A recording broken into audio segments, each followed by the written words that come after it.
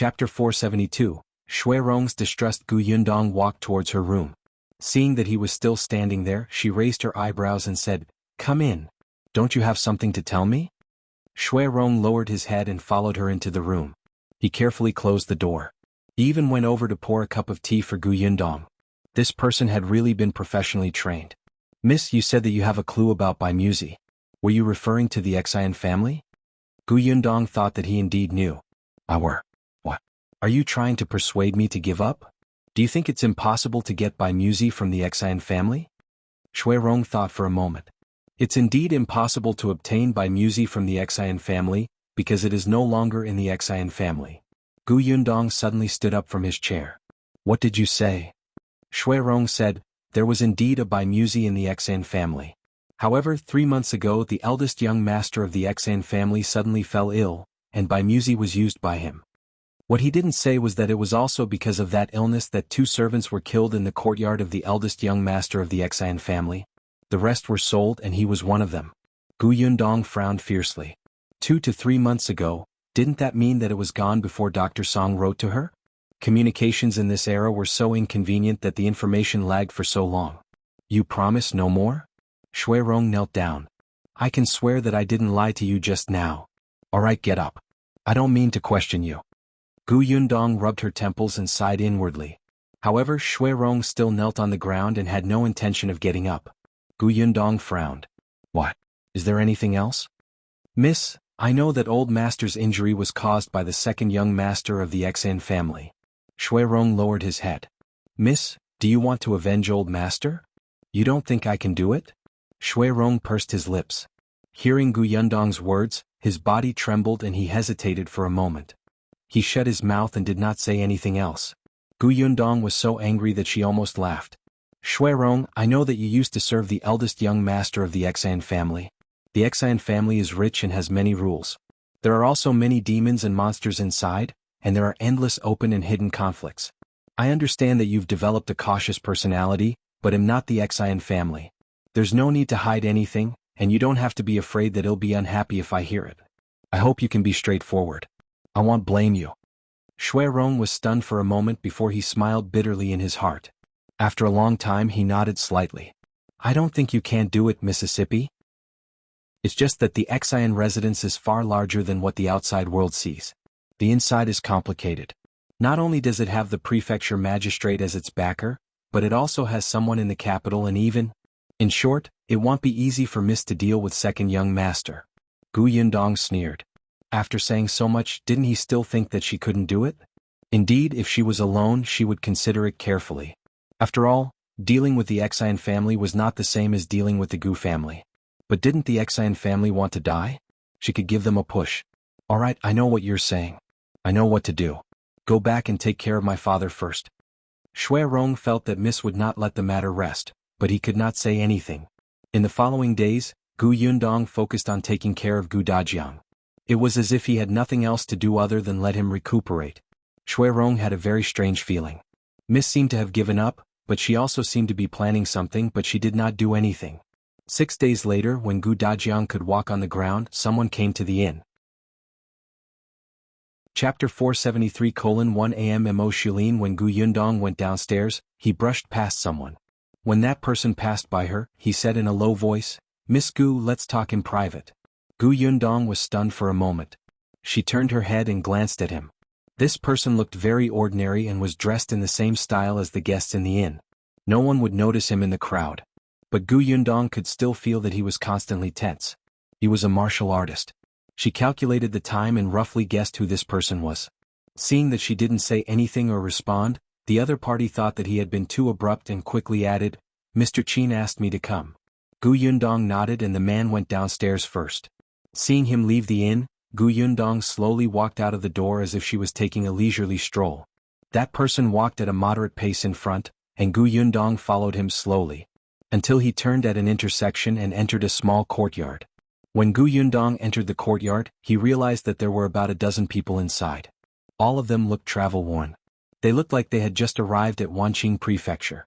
Upon seeing her enter, one of them, who seemed to be their leader, immediately stood up. "Miss Gu, Am Mo Xulin. I'm here on Lord Qin's orders to investigate the Xian family. By the way, this is from Lord Qin. He took out a letter and handed it to Gu Yundong. She opened the envelope. There were 2 full pieces of paper. Gu Yundong read it quickly, but after reading it, she immediately cursed in her heart. The content of Qin Wenzheng's letter was very simple. He said that the news sent by Gu Yundong was very timely because the emperor was intending to deal with the magistrate of Wanqing Prefecture and the Xan family. Previously, when the new emperor ascended the throne, he planted 2 trusted aides in Yongning Prefecture after the famine and Qingan Prefecture after the chaos. Prefecture Magistrate Dai of Xuanhe Prefecture also became the new emperor's subordinate. The commotion was too great. If he wanted to touch the Prefecture Magistrate of Wanqing Prefecture who had a deep foundation, he would be a little too hasty. Especially since the Wanqing Prefecture had the Xan family. The officials and merchants colluded to control the entire Wanqing Prefecture. The emperor knew that the prefecture magistrate wasn't a good person, and he also knew that the Xan family wasn't clean. It was obvious just from how luxurious their residence was. Now that more than half a year had passed, the emperor was indeed prepared to take down Wanqing Prefecture. It could be seen from the fact that he had started to support the Duan family. However, the emperor had been collecting information on the Xan family and the magistrate. This information could not be too small. Otherwise, who knew when they would make a comeback? Just as they were looking for a breakthrough, Gu Yundong unexpectedly gave them a pleasant surprise. The Xan family was simply too daring. They actually dared to have dealings with the other 2 countries. This kind of dealings was not ordinary business dealings. Clearly, it was related to the imperial court. Actually, Qin Wenjing also knew that with the ability of the Xan family, even if they had dealings, it was only some money transactions. The Xan family was not qualified to come into contact with the center of political power. Even if they wanted to betray their country, they would not be able to do it. However, this was enough. Especially when it was related to the prefecture magistrate here, it wouldn't be an exaggeration to kill the entire family. Therefore, Qin Wenjing sent people over to prepare for a drastic reorganization. The question was, why did he want her to find a way to get incriminating evidence? Gu Yundong wanted to slam the table. Wasn't her mission over after informing them? It was enough for her to just wait and watch the show. Why was Qin Wenjing still adding trouble for her? Gu Yundong slammed the letter on the table and pointed at Am Mo Xulin. Chapter 474. Seduction. You all seem to be highly skilled in martial arts. If you want to find evidence, you can just sneak in, right? Gu Yundong was so angry that she laughed. I'm a weak woman and you actually handed the most important thing to me? Do you think I'm too good looking and want others to chop me into pieces? Am Mo Xulin was speechless. Miss, don't feel so good about yourself, alright? He coughed lightly and said, the Xan residence is heavily guarded. It's naturally not a problem for us to sneak in, but it's easy to alert the enemy. Heavily guarded? Didn't her father, Gu Dajiang, sneak in? No, Gu Dajiang could only ask around outside. He couldn't go to the master's courtyard, let alone the places where evidence was placed. Am Mo Xulin continued, actually, it's not like no one has infiltrated the Xan family before. They even entered Master Zin's study, but there's nothing in the study. If we want to find evidence of guilt, I'm afraid a few days won't be enough. If you can't find it in the study, do you think I can? Once we alert the enemy, the Xan family will be easy. We can just capture them anyway, but the forces in the capital that colluded with the Xan family will be on guard. Gu Yundong was enlightened. Are you making such a big move this time? It won't be easy to clean up the mess. So, what the emperor really wanted to deal with were those people in the capital. All the more reason for her not to get involved. Am Mo Xulin lowered his eyes. He could not say anything in front of Gu Yundong. However, seeing that she was unwilling, he immediately thought of what Qin Wenjing had said.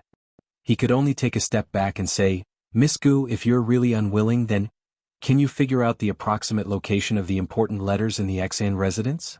Seeing that Gu Yundong wanted to refute, he immediately added, Lord Qin said that since Miss Gu has the ability to obtain the news that Xan Ziyuan colluded with another country, you can definitely do these things. He really thinks highly of me. Lord Qin also said that if Miss makes a great contribution and the Xan family is raided later, Miss can choose a few valuable items first. Gu Yundong stood up. Alright, I'll go back and think about it. She kept the letter and turned to leave the small courtyard. When the others saw this, they looked at each other and asked Am Mo Xulin, did she agree or not? Am Mo Xulin was unfathomable. What do you think? However, he quickly restrained his expression. Inform the Duan family and ask them to cooperate with us if necessary. Should we inform Commander Liu of Wanqing Prefecture? One had to bring troops over to arrest a family. It's said that Commander Liu doesn't have a good relationship with the prefecture magistrate. Perhaps he can help.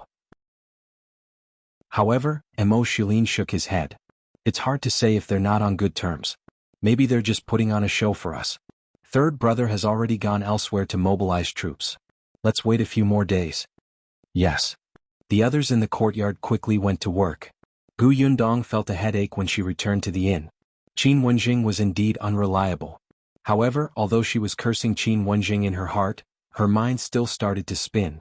In the following days, Gu Yundong was very busy. Tong Shuitao did not know what she was doing. In any case, she would do whatever young miss instructed her to do. Gu Dajiang was a little worried. He had once asked Gu Yundong, but she said that it was for business. Only Rong started to feel uneasy. A few days later, when he saw Gu Yundong writing the names of everyone in the Xan family on paper in the room, his thoughts were finally confirmed. He had a feeling that it was just as he expected.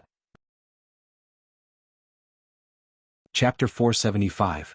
Finally talking. Gu Yundong glanced at him. What's the matter? Miss, you must deal with the Xan family? Rong finally exhaled and asked in a low voice, how confident are you? 90%. Gu Yundong smiled. Rong looked at her in surprise and disbelief. Miss you, why? Don't you believe me? You've been here for so many days, so you should know how I conduct myself. When have you seen me boast? Rong paused. He had indeed been silently paying attention to Miss' words and actions these past few days. He more or less knew her personality.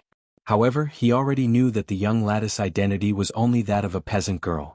She had no power or influence against the Xian family and could not gain any advantage. 90% confident? Rong suddenly thought of how busy Gu Yundong had been these past few days and how mysterious he looked. Could it be that Miss had a helper? And this helper was not an ordinary person? If that was the case, Rong was slightly excited. His fingers tugged and tugged. After a long time he seemed to have made up his mind. If Miss wants to deal with the Xian family, I can help. Gu Yundong raised her eyebrows and put down her brush. She placed the piece of paper with the names of the various masters of the Xan family aside and smiled. You're finally going to talk? Rong was stunned. Finally? Gu Yundong faced him. I'm listening. Go ahead. She knew that Rong definitely knew something, and it was something that others did not know. Previously he had said that the Xian family was rich and powerful. Not only did they have people in the capital, but they even what? He did not finish his sentence, but Gu Yundong could guess that Rong probably knew that the Xian family had connections beyond his country. Moreover, Rong had a grudge against the Xian family. As expected, Rong's expression was not good when he talked about his days in the Xian family. Miss, you know that I used to serve eldest young master in his courtyard. 3 months ago, all the servants in eldest young master's courtyard, except his nanny, were sold. 2 of them were beaten to death. The reason was that they didn't serve eldest young master well and almost caused eldest young master's illness to act up and kill him. Gu Yundong nodded. He even ate by Musi because of this. Rong became slightly excited. One of the 2 servants who were beaten to death is my younger sister. Gu Yundong raised his head and looked at him in surprise. However, no one in the residence knows that. My sister and I have acknowledged each other in private. It's not easy to serve the eldest young master in his courtyard. The eldest young master is sick all year round and has a bad temper. My sister suffered a lot because of this. Although we worked in the eldest young master's courtyard, we couldn't enter the inner room to serve him usually. The eldest young master has a special guard to help him search. He took a deep breath and said, search for children. Only the nanny could enter the inner room. That day the nanny was not around because she had something on. The eldest young master suddenly shouted in the inner room. It was Rong's sister and another maidservant who ran in. In the end, they saw a girl lying on the ground with a pair of scissors in her hand. The scissors were stained with blood, and so was the eldest young master's neck. The girl must have stabbed the young master, but the girl was also killed by the young master on the spot. Rong's sister was scared to death at that time. She and the other maidservant were at a loss. Only when the eldest young master looked over fiercely did the 2 of them hurriedly stop the bleeding. The eldest young master might have lost too much blood and fainted on the spot. The other maidservant was afraid. After she and Rong's sister carried him to the bed, she said that she wanted to call a doctor and ran away on the spot. Chapter 476. A rumor Shui Rong's sister could only take care of the eldest young master by herself. When she was bandaging eldest young master, her fingers trembled in fear and she accidentally spilled the medicinal powder on the bed. She quickly found a rag to wipe it off. Her movements were too erratic, and she accidentally pushed aside the pillow on the eldest young master's bed and saw 2 letters inside. She knew that she shouldn't be curious, but at the same time she also knew that she had seen what had happened today. She was afraid that eldest young master wouldn't let her off easily. Since she was going to die anyway, what did it matter if she took a look? At that time, the sister calmed down and carefully took out the letter. There were 2 letters. One was a letter where the Xian family had contacted the Lu country.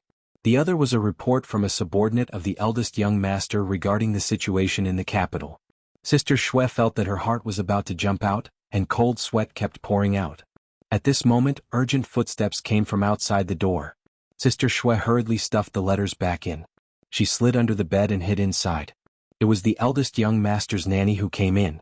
She called him anxiously a few times and heaved a sigh of relief when she saw that he had woken up. The doctor will be here soon. How do you feel? Nanny under the pillow. There are 2 letters. Take them back and hide them. Xan Ziming's breathing was weak, and his words were intermittent. The nanny put away the 2 letters but did not leave immediately. When the doctor came and young master's injury stabilized a little, she left while no one was paying attention. However, Sister Shui had been hiding under the bed. She wanted to wait until everyone left before coming out. However, there was always someone guarding the room. The eldest young master's condition suddenly worsened in the middle of the night. His eyes and mouth were crooked as if he was about to have a stroke. The doctor said that the young master's health was not good to begin with, and he had lost too much blood this time. His life was in danger and the Bimusi was used up at that time. Fortunately, on the 2nd day his condition improved and there was finally a time when there was no one in the room. Sister Shui took advantage of this time to crawl out from under the bed. When she came out, she realized that the entire courtyard was guarded. She could not even leave the eldest young master's house. She even vaguely heard that the maidservant who had seen the eldest young master's condition with her previously tried to escape from the Xian residence, but was captured and brought back.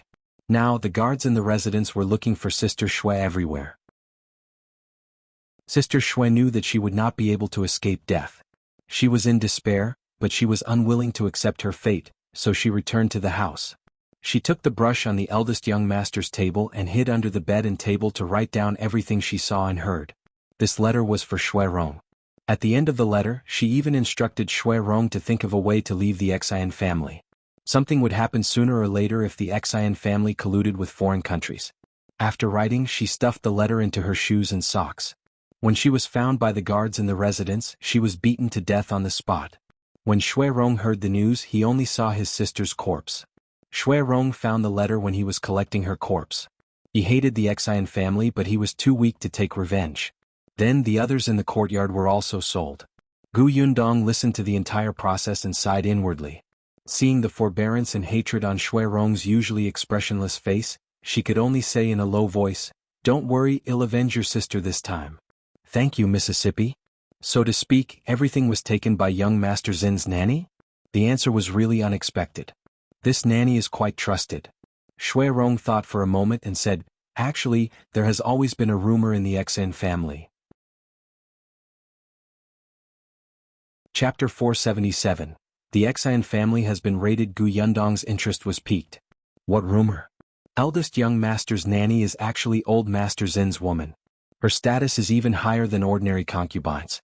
I heard that when old master was young, he went out to discuss business and brought this nanny along. Shui Rong said, although the nanny serves eldest young master, she often enters and exits old master's study with the excuse of reporting eldest young master's situation. Gu Yundong could not help but pause. This gossip was a little big. Is the nanny beautiful? Shui Rong was speechless. Wasn't Miss Focus a little off?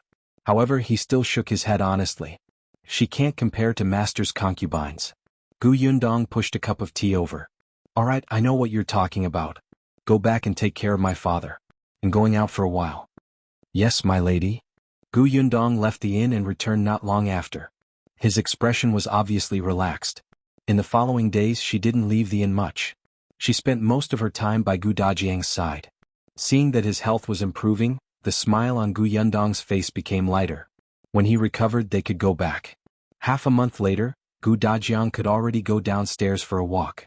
Although it was still unnatural, it was a luxury for Gu Dajiang, who had been cooped up in his room for nearly a month. Gu Yundong helped him down. Standing at the entrance of the inn, Gu Dajiang heaved a sigh of relief. In 2 days, let's go to the Yu family to see Uncle Yu and the others.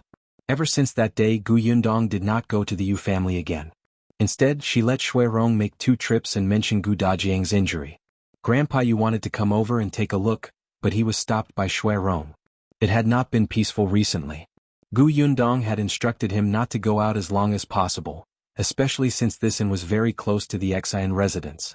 Why do I feel that something is amiss? Gu Dajiang suddenly said. There are many people on the streets. Before Gu Yundong could say anything, the waiter beside him came over and nodded. That's right. For some reason there have been a lot of people these past few days. Our inn's business is doing well. I thought there was something happy to celebrate in the city, but I didn't hear anything after asking around. Gu Yundong laughed. Something happy? A storm is coming. With that, she helped Gu Dajiang in and found a seat in the hall to eat. The waiter touched his head and looked at the bright sun outside. Where is the storm coming from? Why don't I understand? Shui Rong thought, if you understand, you can be the shopkeeper. On the other hand, when Gu Dajiang heard Gu Yundong's words, he asked curiously in a low voice, Yundong, do you know something? What's going to happen at Wanqing Prefecture? Father will know the result in 2 days. However, there was no need to wait for 2 more days. The next morning, the waiter ran into the hall in a panic. Gu Yundong was coming downstairs and saw that his clothes were wet and his hat was gone. Strands of hair were stuck to his face. He was panting and his face was filled with fear. Moreover, at this moment there was a loud rumble outside. A bolt of lightning struck down, accompanied by the patter of rain. As expected, the atmosphere was already appropriate. The waiter wiped his face and said in a trembling voice, Shopkeeper, the prefecture magistrate has been arrested. The Xian residence has also been raided.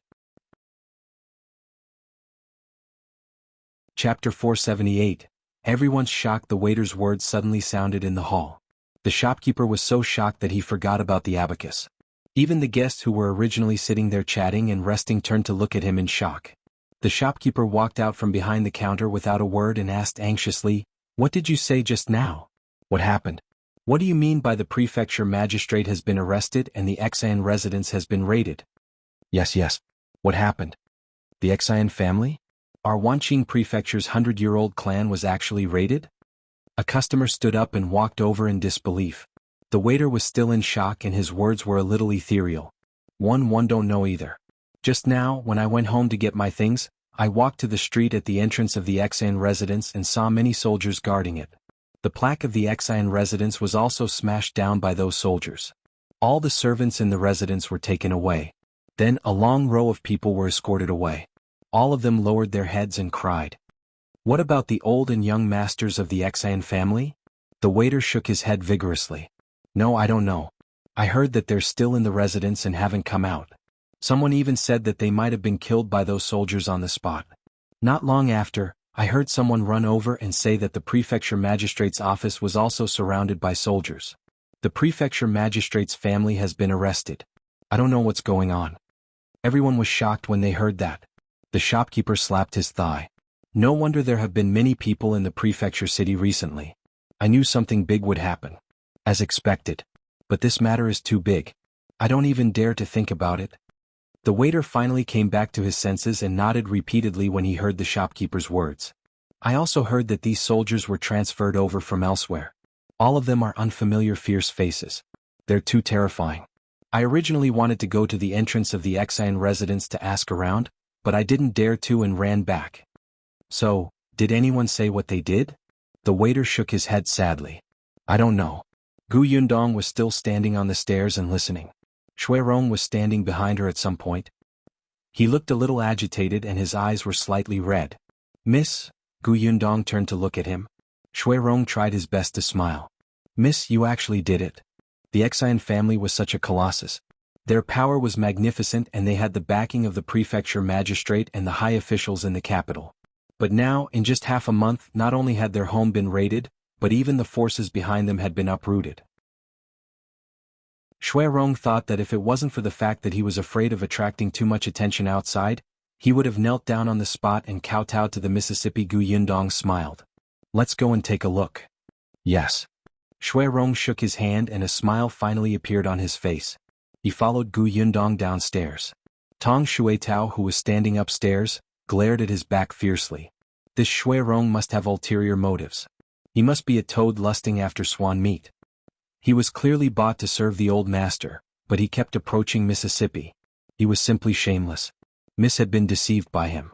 She was so angry. Tong Xuetao kept staring at his figure as he disappeared from the door. Only then did she stomp her feet angrily and turn around to return to her room. The rain outside had stopped, and even the air felt wet. Gu Yundong and Rong walked all the way to the Xian family. Many people were talking about this along the way. Especially not far from the Xian family, everyone was pointing at the place. However, there were soldiers guarding the door, so no one dared to go forward.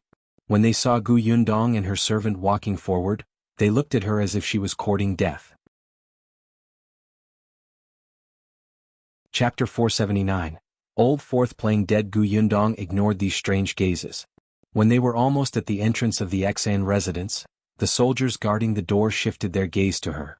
At the same time, a girl standing at the side looked at her. The girl was about the same age as her. She was dressed in silk and satin. Her skin was fair and tender and she was beautiful. She had a refined temperament and had 2 maidservants by her side. However, she only glanced at Gu Yundong indifferently before turning around and continuing to speak to the soldiers at the door. "I'm really the Duan family's young lady. My brother is inside. If you don't believe me, you can call my eldest brother out." Before she could finish, she heard the officer's impatient voice. "No means no. Wait outside."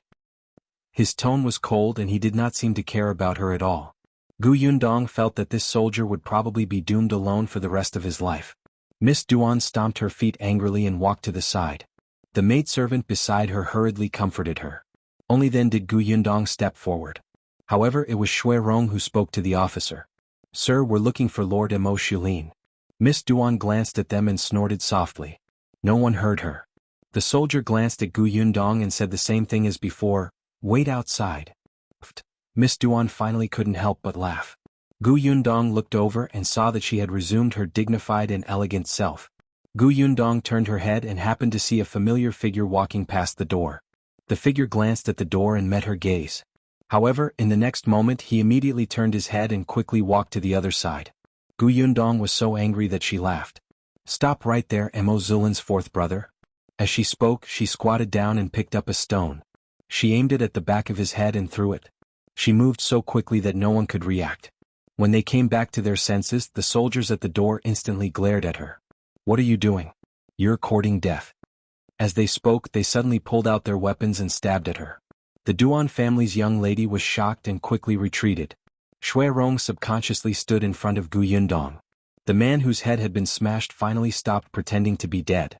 He hurriedly ran over and waved his hand. "Hey, stop. This is Miss Gu.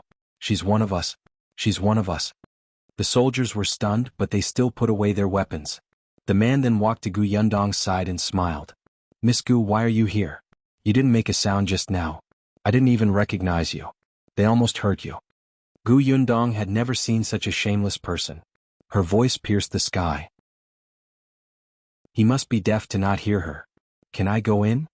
"Of course," the man said with a smile. He made the soldiers retreat and quickly led Gu Yundong inside.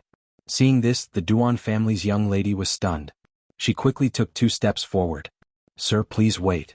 The man frowned and stopped to look at her unhappily. "What is it?" "Lord, I'm from the Duan family. My eldest brother is Duan Qian. He's inside.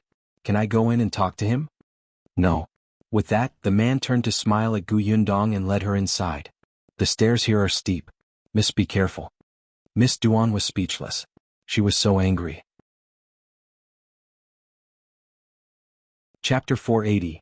A small box. This was the second time Gu Yundong had come to the Xian residence. The last time she had entered through the back door. This time he had walked through the main door. The scenery in front of him was completely different. The Xian family was indeed extremely extravagant.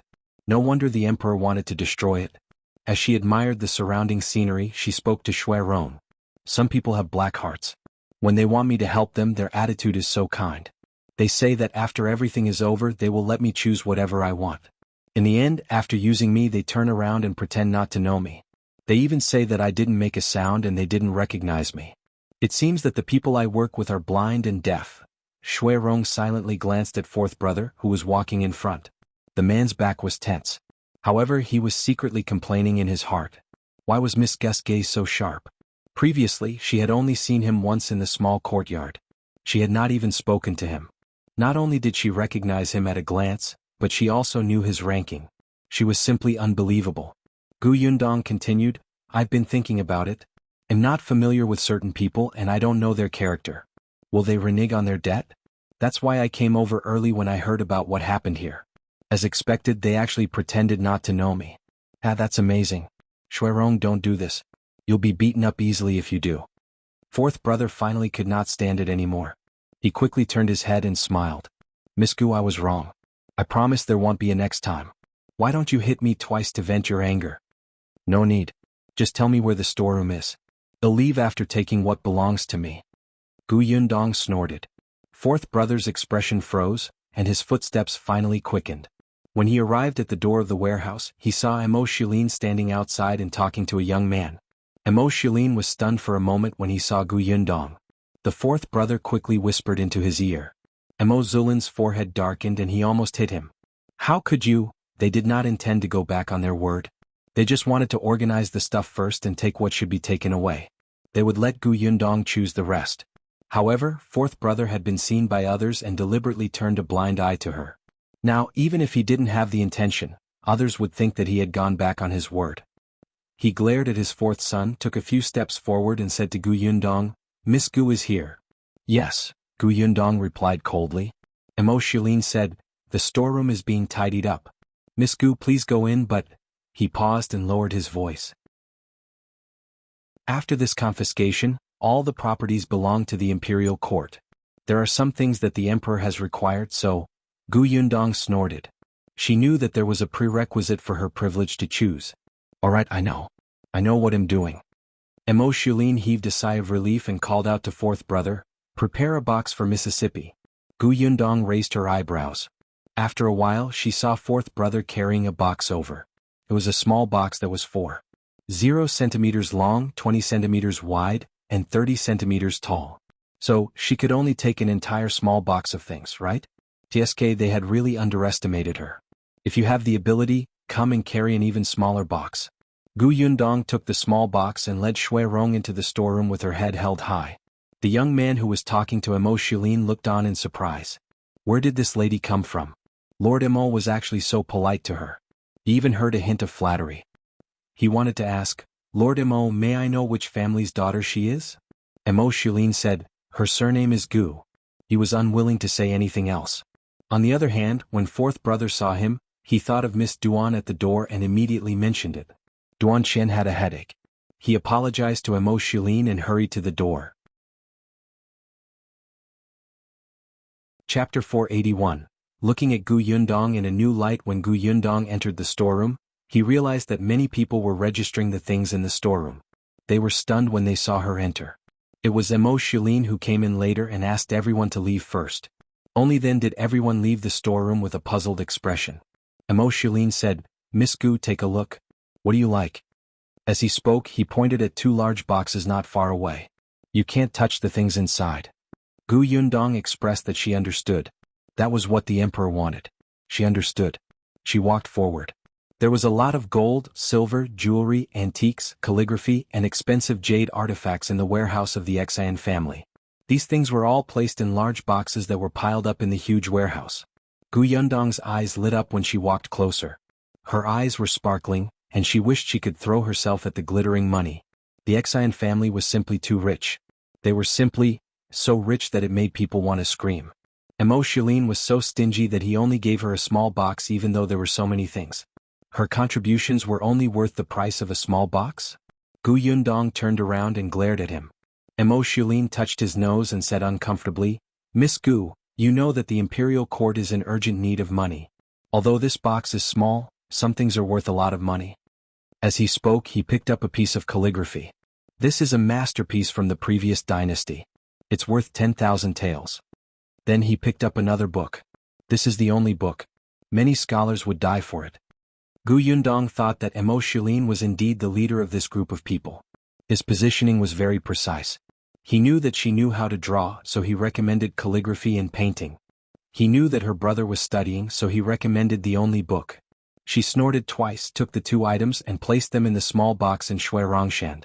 Although the calligraphy was too long to be kept inside, it didn't matter. It was the same outside. Seeing this, Am Mo Xulin secretly heaved a sigh of relief. He did not leave. He watched as Gu Yundong walked over one box after another. She looked very carefully. Sometimes half of her body was in the box. Am Mo Xulin stood at the back and could not see clearly. He did not know that when Gu Yundong was searching, she took the opportunity to put the silver ingots into her interspace. After finding 2 boxes, Gu Yundong placed a few jade pendants and accessories into a small box. Am Mo Xulin glanced at it and the corner of his mouth twitched.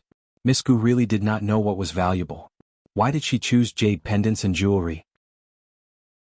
Then Gu Yundong chose agate jade and pearl jade. She also saw 2 medical books that seemed to be very rare. Yes, she would bring them back to Shaoqing Yuan. The brush and inkstone looked very valuable. She would bring them back for Yunshu Yuanji and her father. There was also a chessboard made of jade. It was simply extravagant. There was a huge pile of things. Gu Yundong felt that anything that was rare enough could be stuffed into the small box. If it could not be stuffed, she would put it into her spatial storage when Am Mo Xulin was not paying attention. After going through all the boxes, Gu Yundong finally rubbed her back and stood up. She looked at the small box with satisfaction. Yes, it's full. Shui Rong looked at the things inside and did not know what to say. When Am Mo Xulin realized that she did not find a single tael of silver, he could not help but look at her in a new light. Chapter 482. Come and see your end. Am Mo Xulin felt that perhaps because she used to be a farm girl, her knowledge was limited and she was not good enough at appreciating good things, so she could not tell if the items she picked were good or bad. However, she did not care about money at all. She was more interested in elegant things like books, calligraphy, and paintings. It seemed that she had a long-term vision. In the future, as long as she came into contact with more of these things, she would definitely be able to identify the good and bad things next time. Miss, are you done? Gu Yundong nodded. She remembered that there was about half a box of gold, silver, and jewelry in her spatial storage.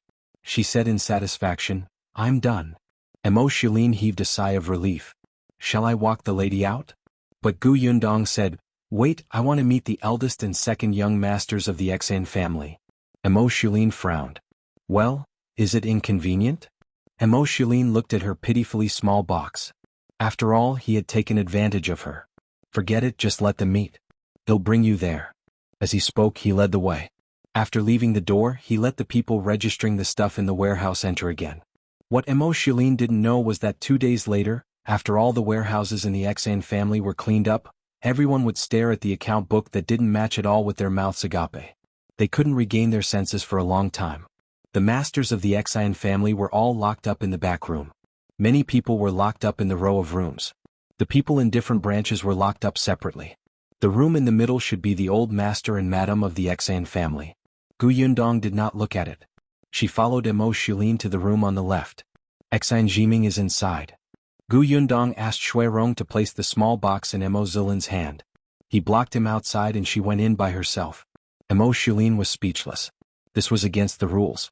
Xan Jiming was the eldest young master of the Xan family, so he naturally had a wife. According to Shui Rong, that wife passed away less than 2 years after marrying him. However, Xan Jiming did not remarry. The outside world had always thought that he had a deep love for his wife and could not forget her. In addition, his health was not good and he did not want to drag others down. But who would have thought that he would do such dirty things in private? When Gu Yundong and Xan Jiming entered, there was also his nanny in the room. Gu Yundong raised her eyebrows and looked at the silent duo. Xan Jiming frowned when he saw the person who came in. Who are you? What do you want? Gu Yundong took a step back and let Shui Rong come forward. Shui Rong looked at the two of them with hatred in his eyes, as if it would not be an exaggeration to cut them into pieces. He finally felt much better when he saw them tied up and unable to move. Xan Jiming did not know him. Even though the guy had served him for a long time, he had never taken Shui Rong seriously. On the other hand, the nanny took a closer look at Shui Rong and suddenly reacted. Shui Rong. It's you? Xan Jiming was confused. Who is it? He used to be a servant in the courtyard. He was one of the people who were sold 3 months ago. Xan Jiming was enlightened. He looked at Shui Rong and asked, "Why are you here?" After a pause, he seemed to have thought of something and smiled. "You're very nostalgic. You've come to see your former master." Shui Rong could not help but sneer. "That's right. I'm here to see what kind of outcome you lunatics have become." Xan Jiming and the nanny's expressions changed at the same time. "What did you say?" Chapter 483. Am Mo Xulin's envy. Shui Rong smiled. "If you remember selling a group of servants 3 months ago, then you should also remember the 2 maidservants who were killed at that time. One of them," he took a deep breath and his eyes turned ruthless, "was my sister." The 2 of them were stunned. They looked at Shui Rong warily. Shui Rong had already walked up to them and said maliciously, "Do you know why the Xn family lost so quickly? It's because before my sister died, she saw 2 letters in young master's room. When you were searching for her, she was hiding under the bed. She heard your conversation clearly." Xan Jiming and the nanny's faces immediately turned pale. So that was what happened. It was actually that little girl who tricked them and exposed the place where they usually placed important letters. It was actually the dead little girl. Shui Rong was delighted to see their expressions. "Go to hell and apologize to my sister. Apologize and repent for those who were killed by you. It's not in vain for you to live in this world." Ah. He laughed until tears came out. Gu Yundong turned to look at him. However, Xan Jiming seemed to have finally come back to his senses. He rushed toward Shui Rong with bloodshot eyes. Gu Yundong raised her leg and kicked him back. Xan Jiming's body was not in good condition. The moment he fell to the ground, he started coughing violently. Seeing that he was coughing up blood, Shui Rong finally wiped his face and turned to Gu Yundong. "Miss, let's go." "Yeah." The 2 of them no longer looked at the dejected nanny and Xan Jiming, who was still unable to get up. When they walked out of the door, they felt that the entire sky was bright. It was as if the previous storm was an illusion. After exiting the room, Am Mo Xulin glanced at the 2 people inside and gave a look to the soldier on guard at the side, telling him to go and see Xan Jiming. At the very least, before the man was dragged away to be beheaded, he did not want the man to die. When he saw the soldier run in, he turned around again. He had wanted to say something to Gu Yundong. Unexpectedly, when he turned around, he saw Shui Rong kneeling on the ground with a bang and kowtowing 3 times to Gu Yundong. "Thank you, miss." Gu Yundong was also shocked by him. She quickly smiled and helped him up. "For what? If it weren't for you, we wouldn't have found the evidence so quickly." As she spoke, she turned around and took out a jade pendant from the small box Am Mo Xulin was holding. She handed it over. "I don't know how much this is worth, but it's definitely not ordinary if it's placed in the Xan family's warehouse. Take it as a reward." Shui Rong stared blankly at the jade pendant that was stuffed into his hand. It took him a while to react. He hurriedly wanted to return it to her, but Gu Yundong glared at him fiercely. Shui Rong fell silent and could only accept it carefully. His heart was filled with sourness and warmth. This was a feeling he had never felt in all his years in the Xan residence. Unfortunately, his sister did not have such good fortune and did not meet such a good master. Shui Rong wiped the corners of his eyes and hurriedly followed Gu Yundong. He did not notice that Am Mo Xulin, who was carrying a small box behind him, was looking at him with envy. Gu Yundong had already gone to the house on the right, where the 2nd young master of the Xan family, Xan Ziyuan, was locked up. When the door was opened, there was a commotion inside. A few sharp screams instantly came. Chapter 484. Gu Yundong beat someone. Gu Yundong felt as if her eardrums were about to burst, and she stopped in her tracks. When the screams stopped, she looked inside. Compared to the 2 people in the eldest young master's room, this room was much livelier. There was not only 2nd young master Xan Ziyuan, but also his wife, who was the daughter of the prefecture magistrate, and the concubine with the same name as hers. There were also the mother of the concubine, Xan Ziyuan's 2 maids, and 3 other concubines. Gu Yundong had heard from Shui Rong that Xan Ziyuan was lecherous, so there were many beauties in the backyard. However, not many were taken in as concubines. After all, there was a wife there. Initially, there were more than a few concubines. However, there were endless open and hidden conflicts in the backyard. Once they were no longer liked by Xan Ziyuan, these concubines would not end well. Therefore, the remaining concubines were all successful people left behind after the house fights. However, the strange thing was that the 2 young masters of the Xan family had yet to have a child. It was understandable for the eldest young master. His wife had died early and his health was not good. However, not only did the second young master have a young and beautiful wife, but he also had concubines who were as beautiful as flowers. None of them had given birth to a child for him. It was probably because he had done too much evil. Gu Yundong shook her head and sighed as she walked towards them. Xanziyuan narrowed his eyes and took a closer look at Gu Yundong. Perhaps out of habit, his eyes lit up when he saw a young and beautiful girl walking over. He even swallowed his saliva unconsciously. Gu Yundong was disgusted by his gaze. He was already a prisoner, yet he still had a lustful heart. She stepped forward and punched him hard in the eye. Ah! Xanziyuan cried out in pain. The women beside him all looked at Gu Yundong in shock. What are you doing? Who are you? Who are you to hit my husband? Do you know who I am? Judging from her tone, she should be Xanziyuan's wife. Gu Yundong turned to look at her and smiled. What a show-off. Who are you? I know. Are you the daughter of the prefecture magistrate? Poor thing. The prefecture magistrate has been arrested too. The woman was stunned and her expression changed. Impossible. How could my father be captured? Otherwise, why hasn't he come to save you yet? It's because he can't even protect himself. This time, not only did the woman's expression turn ugly, but the others were also stunned. They had all been brought into this room and locked up by the soldiers who had suddenly appeared. They had vaguely heard that their crime included colluding with the enemy and betraying the country. The soldiers were to execute their entire families. All of them were trembling in fear. Their only hope was second young mistress' father, who was an official. Therefore, even though they were locked in such a small room, they were still very respectful to the second young madam. Their attitude was even a little flattering. They only hoped that when she was saved, she would take them away with her. After all, no one wanted to die. But now they were told that even the prefecture magistrate couldn't protect himself, so who else could save them? Instantly, the other women present began to look at the young madam differently. They even began to blame each other. Gu Yundong did not look at them. Her gaze landed on Xanziyuan again, and the corners of her lips curled up again. Xanziyuan felt his scalp go numb for some reason and could not help but move back. However, Gu Yundong suddenly stepped forward, clenched her fists, took a deep breath, and hit him heavily. Stop, what are you doing? What right do you have to hit me? Chapter 485. Remember Gu Dajiang? Gu Yundong did not speak, but her punches became heavier and heavier. Not only did Xanziyuan scream in pain, even the others beside him were trembling in fear. The concubines did not dare to come forward, but Madame Tang shouted, "Stop! Who are you? Did my husband offend you? We were arrested, but there's still the imperial court to convict us. You're using lynching." Gu Yundong felt an itch in her ears. Were these people used to being high and mighty masters? Were they so arrogant that they could not see their own situation clearly? No one made a sound. Only she was still in the limelight. Gu Yundong finally stopped and narrowed her eyes to look in that direction. Madame Tang trembled under her cold gaze and had a bad feeling. Gu Yundong lifted her leg and kicked Xanziyuan. Then she left him and walked towards Madame Tang step by step. What are you doing? Madame Tang was a little afraid now. She sat on the ground and moved back. Gu Yundong bent down and slapped her face.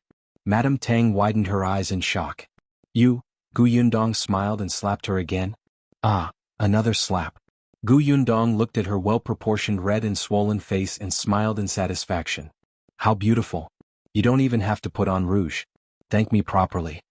Madame Tang wanted to speak and curse, but her face was unbelievably swollen. The moment she opened her mouth, it hurt terribly. On the other side there was a small sound. It was not loud. Unfortunately, Gu Yundong's sharp ears still heard it. She raised her eyebrows and looked at the person who was laughing. She was about the same age as Gu Yundong herself, and she was standing next to a familiar-looking woman. Oh, Gu Yundong remembered now. Wasn't this woman the one she had seen in the kitchen? So the one next to her should be the concubine Gu Yundong. She walked towards her. The Gu concubine was a little afraid of her. When she saw that Gu Yundong had noticed her, she immediately swallowed nervously. Before she could speak, Gu Yundong slapped her. The Gu concubine's eyes widened. Why did you hit me? I didn't say anything bad about you and I didn't offend you. You. Gu Yundong did not say anything. She slapped her a few more times. When she felt a little better, she finally stopped.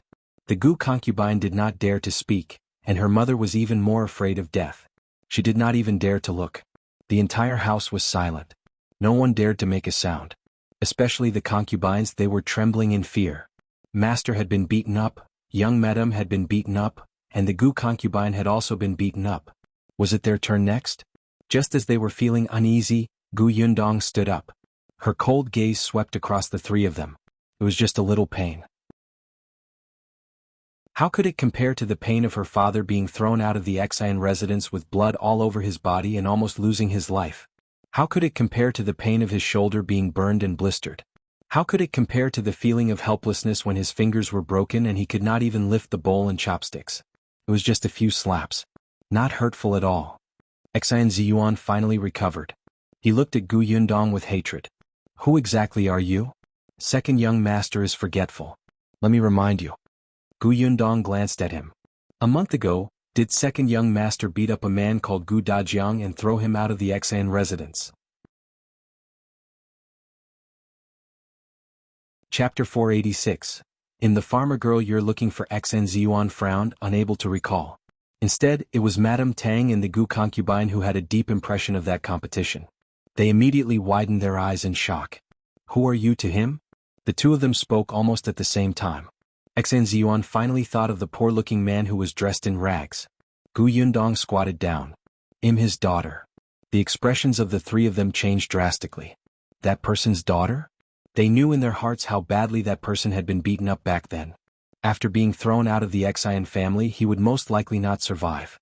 So, his daughter was here to avenge him? Gu Yundong seemed to know what they were thinking. Don't worry. My father isn't dead. He's alive and well. But I'm not sure if you're going to die soon. She stood up and looked down at the three of them. Actually, I was thinking that since my father was beaten up by the three of you, I wouldn't implicate the innocent.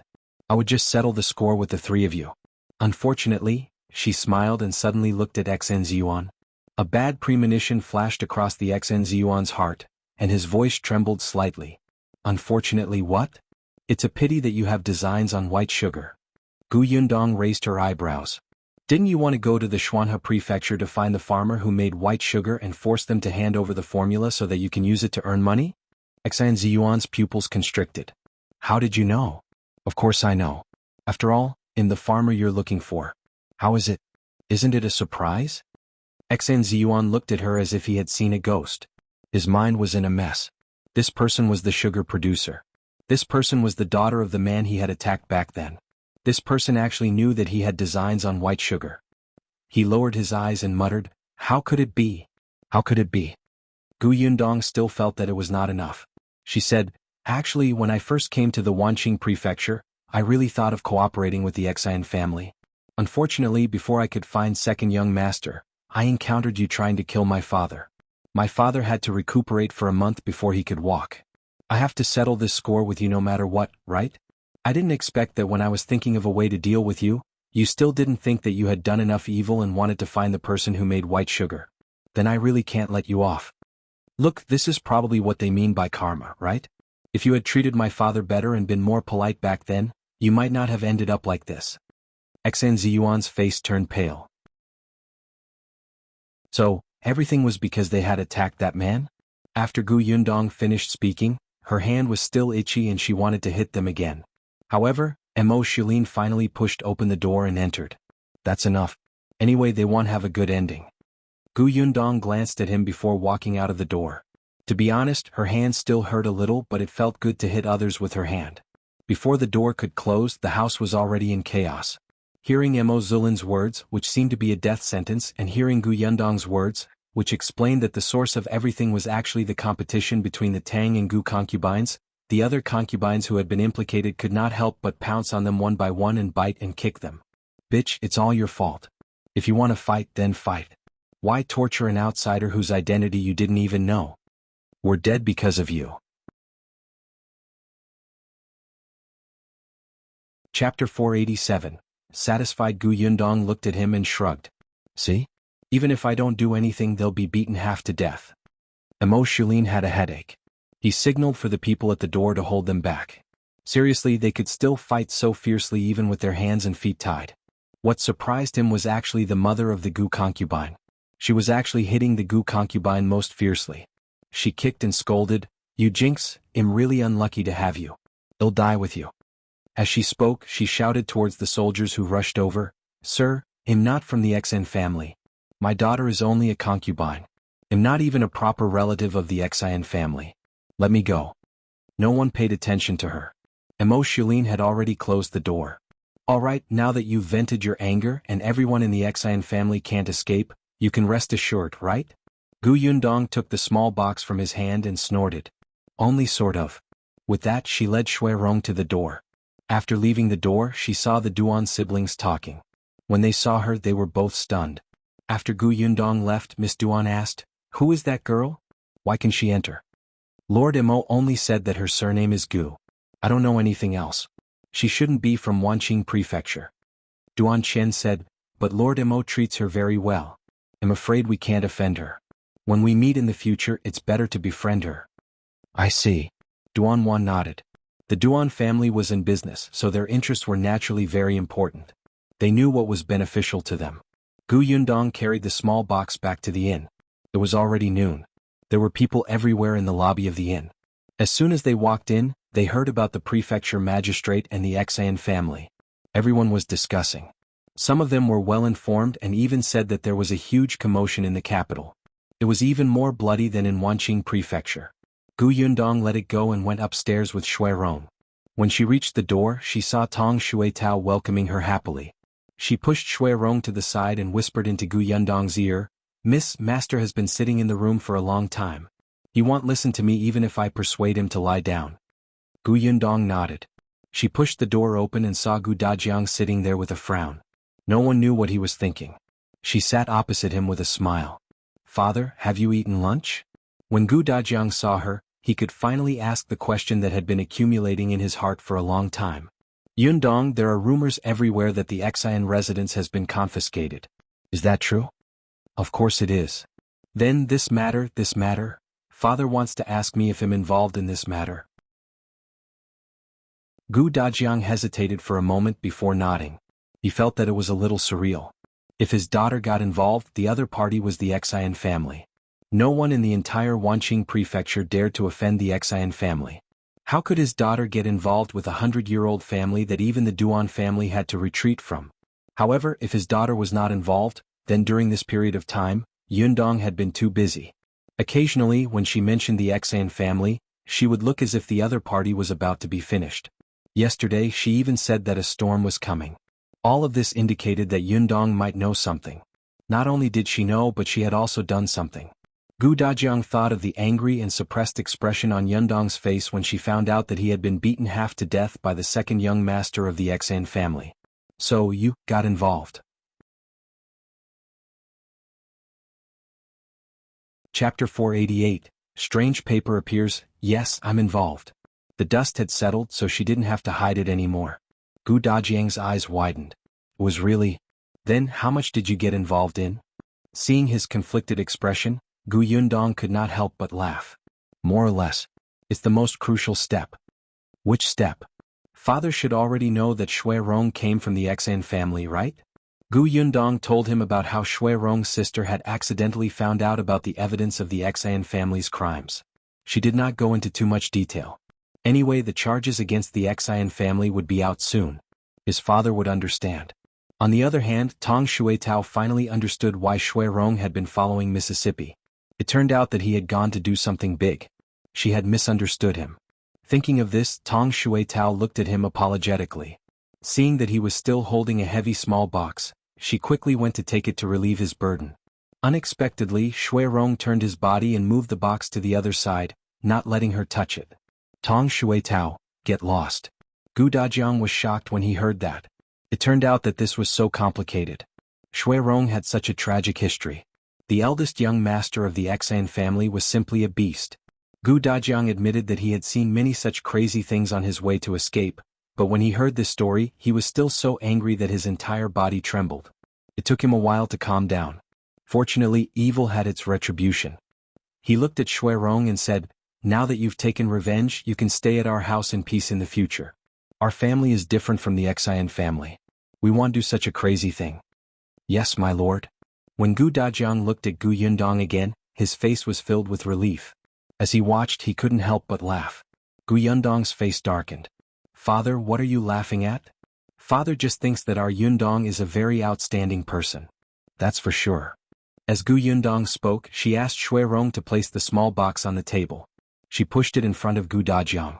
In the face of his puzzled expression, Gu Yundong smiled slyly. This is the reward they gave me. Father, would you take a look? Gu Dajiang opened the box suspiciously. The next moment he was stunned. He looked at the contents of the small box in disbelief. He felt as if his eyes were about to be blinded. Gu Yundong took out a book from inside. I heard that this is the only copy. Father, take a look. Gu Dajiang suddenly came back to his senses. His gaze landed on the book, and his fingers couldn't help but tremble when he saw the words on it. He wiped the sweat from his palms excitedly and took the book. Then he carefully opened it. After reading a few pages, he cherished it and closed it again. This is worth 1,000 gold coins. His gaze fell on the small box again, and his expression gradually became solemn. Yundong, keep these things well. They'll be your dowry in the future. Gu Yundong laughed. What dowry? I've picked it out for you. As she spoke, she began to take things out. Look, this brush, this inkstone, do you like them? And this jade pendant, if I put it on your belt in the future, you will definitely look grand. And this fan, the words on it seem to have been written by some calligraphy expert in the past. And this? What is this? Gu Yundong looked at the unfamiliar piece of paper that suddenly appeared in the small box. Chapter 489. We have a shop. She had personally placed everything in this small box. Gu Yundong was very sure that she had not put a piece of paper in. She pulled the paper out suspiciously and opened it to take a look. This is... Gu Dajiang also came over and said in surprise, a contract. Yes, a contract. Moreover, it was a contract for the transfer of a shop. Gu Yundong looked at it once, then lowered her head to look in the box. As expected, she found a key. Gu Yundong laughed as she held the contract in one hand and the key in the other. It seems that Am Mo Xulin put it in this box. Perhaps he feels that he owes it to me. Thinking of the thousands of taels of silver in her spatial storage, Gu Yundong instantly felt a little guilty. However, the guilt was quickly sent flying. She held the contract and asked Gu Dajiang, Father, do you want to take a look? Gu Dajiang was a little excited. He read the contract again and again. This shop belongs to our family? Yes. Let's go take a look. Gu Dajiang stood up. Perhaps because the movement was too big, it pulled at his wound and he immediately gritted his teeth. Gu Yundong quickly reached out to help him up. Father, why don't we go when you're better? No need, no need. Gu Dajiang waved his hand. After a while he felt much better. Then he smiled and said, I'm fine. I'm much better. It's just that I rose too suddenly just now. Doctor, you also said that after lying down for a month I can go out for a walk. Alright, let's go over and take a look. But we have to eat lunch first. Gu Yundong had glanced at the address just now. It seemed to be on the same road as this inn, so it was not far. Shui Rong went down to get the waiter to serve the food. At this moment the people downstairs had yet to disperse. Although they had eaten and drunk their fill, they were still discussing things. All of them were red in the face. When Gu Yundong and the others came down, they saw someone talking loudly. The guy was so excited that he even danced. Gu Yundong hurriedly helped Gu Dajiang to the side to avoid being hit. After leaving the inn, she realized that there were many people discussing this matter outside. Occasionally, when they passed by a small stall, they could hear the stall owner and customers chatting. It seemed that this matter had caused a stir in the entire city. The four of them walked slowly, so they listened all the way. When they arrived at their destination, they saw a large shop with 8 rooms in front of them. However, there was a seal on the entrance of the shop, clearly forbidding anyone from entering. Gu Yundong lowered her head and carefully looked at the address on the contract. Then she looked up at the shop in front of her. That's right, this was the place. Shui Rong was silent for a moment before walking forward and saying, Miss, this shop seemed to belong to the Xan family previously. The Xan family's house was confiscated, so the shop must have been sealed. The contract that Lord Mo gave you is a red contract, so it must have been registered in the government. It's just that the government office is in chaos now, so they probably haven't had time to remove the seal. Gu Yundong thought about it and agreed. They had started arresting people before dawn today. It had not even been a day yet. How could they have the time to care about a small shop? Since it's still sealed, let's go back, Gu Dajiang said. He did want to go in and take a look. This shop seemed to be quite big and there was probably a courtyard behind it. The sign said that it was a silk shop. It should have been in the cloth and satin business in the past. The four of them returned in disappointment and could only return to the inn first. Unexpectedly, as soon as they entered, the waiter welcomed them. Master Gu, Miss Gu, you're back. Someone is looking for you.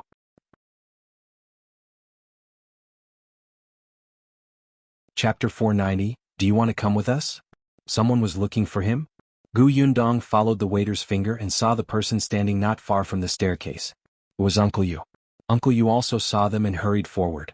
Dajiang. After greeting him, he sized his friend up from head to toe. Are your injuries healed? Brother Yu, why are you here? Gu Dajiang was also very surprised. He happily patted Uncle Ye's shoulder. In the end, he accidentally pulled his wand again. Gu Yundong held her forehead. Father, let's go upstairs first. Uncle Yu nodded repeatedly. Yes, yes, yes. Be quiet. It'll help you walk. Uncle Yu actually already knew how Gu Dajiang's injury came about. The last time Rong went to the Yu family he mentioned it, but he didn't say that it was done by the Xian family. However, as soon as Rong left, Grandpa Yu asked Uncle Yu to find out. Uncle Yu had been in the prefectural city for a while and knew many people. In addition, Gu Yundong had met Gu Dajiang when she went to the Xian residence that day. He had gone to the Xian residence to ask around and knew what had happened. The father and son pondered for a moment and quickly understood why Gu Yundong did not let them see Gu Dajiang. Perhaps it was the aftereffects of escaping from the famine, but the three of them were very sensitive to some subtle changes. For example, the atmosphere in the city seemed to be very tense recently, as if something big was about to happen. In order to avoid causing trouble for the Gu family, they didn't visit Gu Dajiang again. Even Uncle Yu, who was working outside, did not go out much these days. At most he found jobs nearby. Today, when Uncle Yu went to the market, he happened to hear that the Xian family was finished. He could not wait to come over. The group entered the house and Tong Shuitao obediently served tea. Uncle Yu then asked about Gu Dajiang's situation. Knowing that he was fine, he heaved a sigh of relief.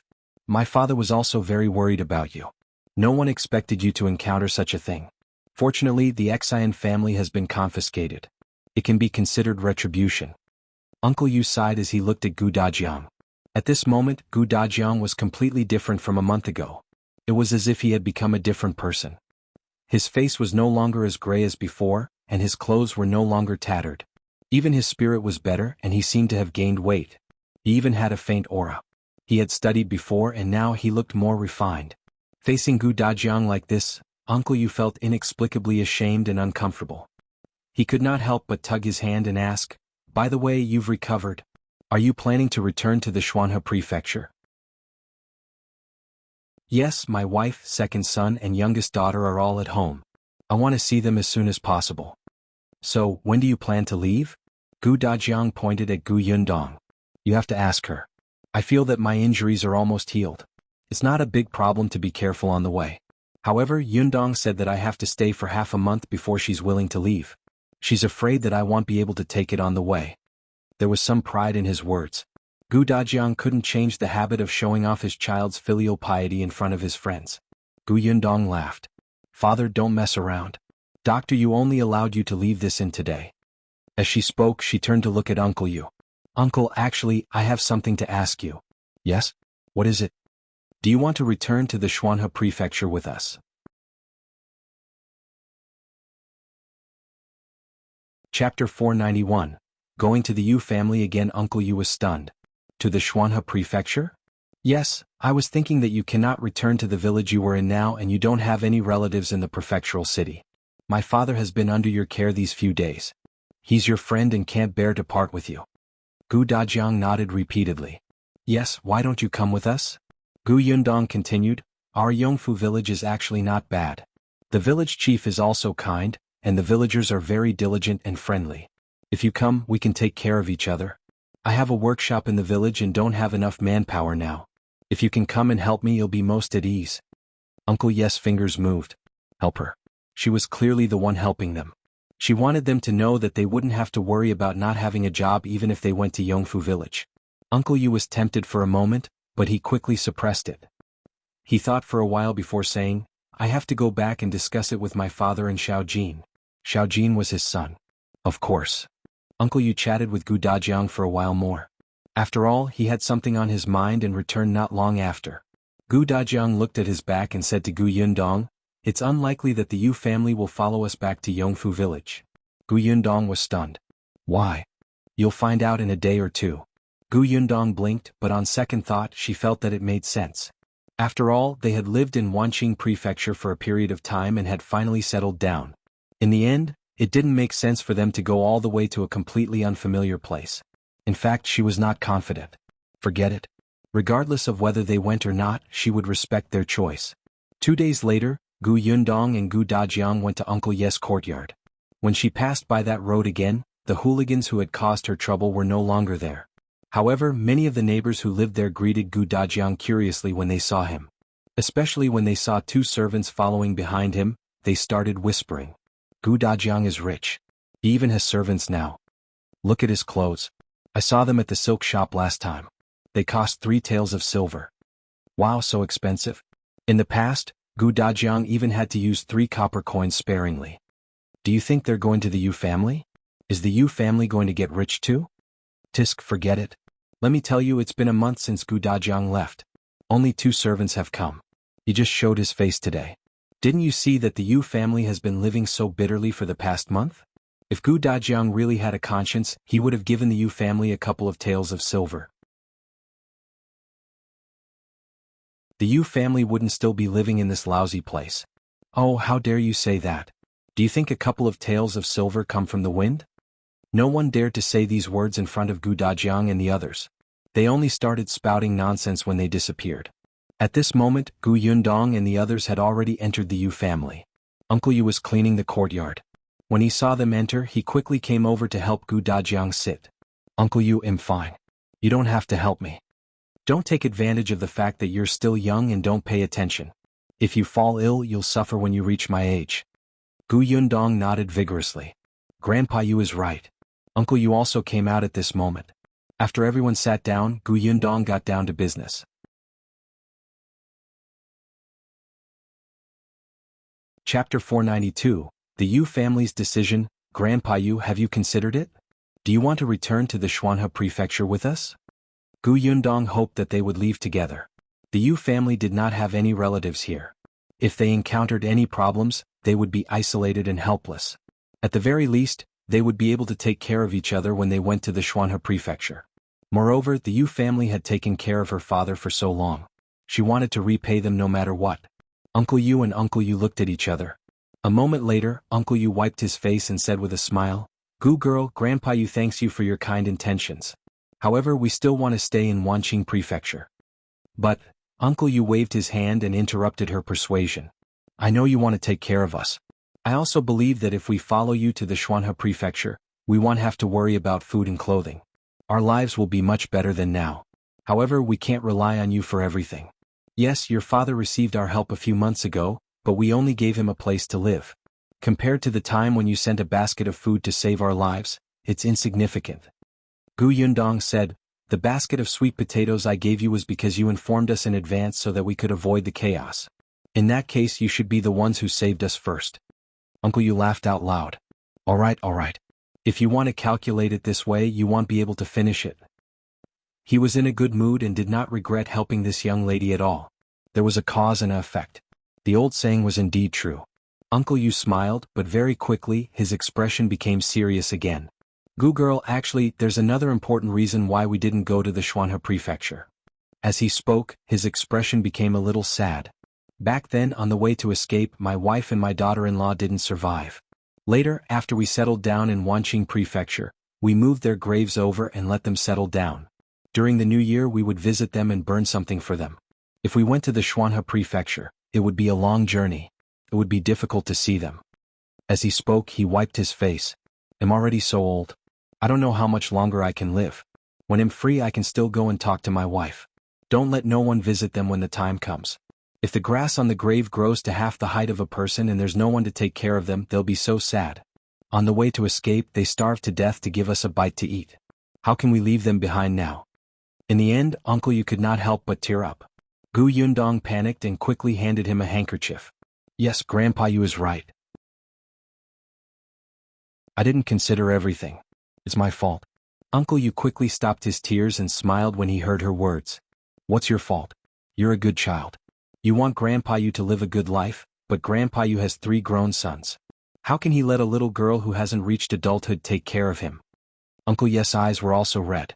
Although he was sad at the mention of his deceased mother and wife, he could still control his emotions. He only said with a slightly choked voice, "That's right, Gu girl. Just take your father back in peace and don't worry about us. Let's work hard. Our lives will get better. The next time you come, we might all live in a big house." Gu Yundong smiled. "All right, I'll wait." After a pause, she said, "But if you don't follow us to the Xuanhe prefecture, I have something to ask you for help with."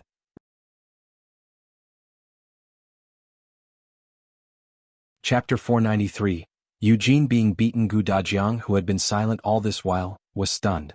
Then, as if he had thought of something, he immediately stopped talking. "Uncle Yu and Uncle Yu were very straightforward. Tell us, what do you need our help with? As long as we can do it, we will definitely help. I have a shop in Wanqing Prefecture, but there's no one." Before she could finish speaking, she saw someone running in from the door. Gu Yundong took a closer look. Wasn't this Grandpa Zhang, whom she had met the other day? Old you, quickly go over and take a look. Your grandson was beaten up." Everyone in the room was stunned and hurriedly stood up. Seeing this, Gu Yundong immediately reached out to help Gu Dajiang. Rong immediately supported Uncle Yu and the few of them walked out of the courtyard. Eugene happened to walk into the courtyard. When he saw everyone, he was stunned for a moment before squeezing out a smile. "Uncle Gu, you're here?" Everyone looked at his face. It was bruised and swollen. He did look like he had been beaten up. Uncle Yu took 2 steps forward. "What happened? How did you get beaten up like this? Who hit you?" Eugene shook his head. "Master, I'm fine. I also beat the other party up. He's even worse than me." When the 2 Yu family members heard this, their anger decreased a little. They quickly brought Eugene into the house. Uncle Yu hurriedly went not far away to send for a doctor. The other party took a look, prescribed some medicine and left. It was not a big deal. Uncle Yu regained his senses and asked, "What happened? Aren't you in the shop now?" When he heard about the shop, Eugene's expression darkened. "Father, there's no more work in the shop. They'll find another one later." "Why is it gone?"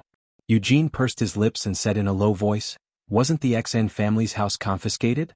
Their shops were also taken back by the imperial court. The shopkeepers and waiters inside are all being interrogated. Those who are guilty were arrested, and those who aren't guilty were released. In the past, there was a waiter who worked in the XN family's shop. He was our shopkeeper's relative. Now that the waiter has nothing to do, he came to our shop to find a job." The result was obvious. The shopkeeper didn't like Eugene to begin with. After all, Eugene was tolerant and diligent. The boss had already praised him twice when he came twice. If this continued, Eugene would probably replace him as the shopkeeper.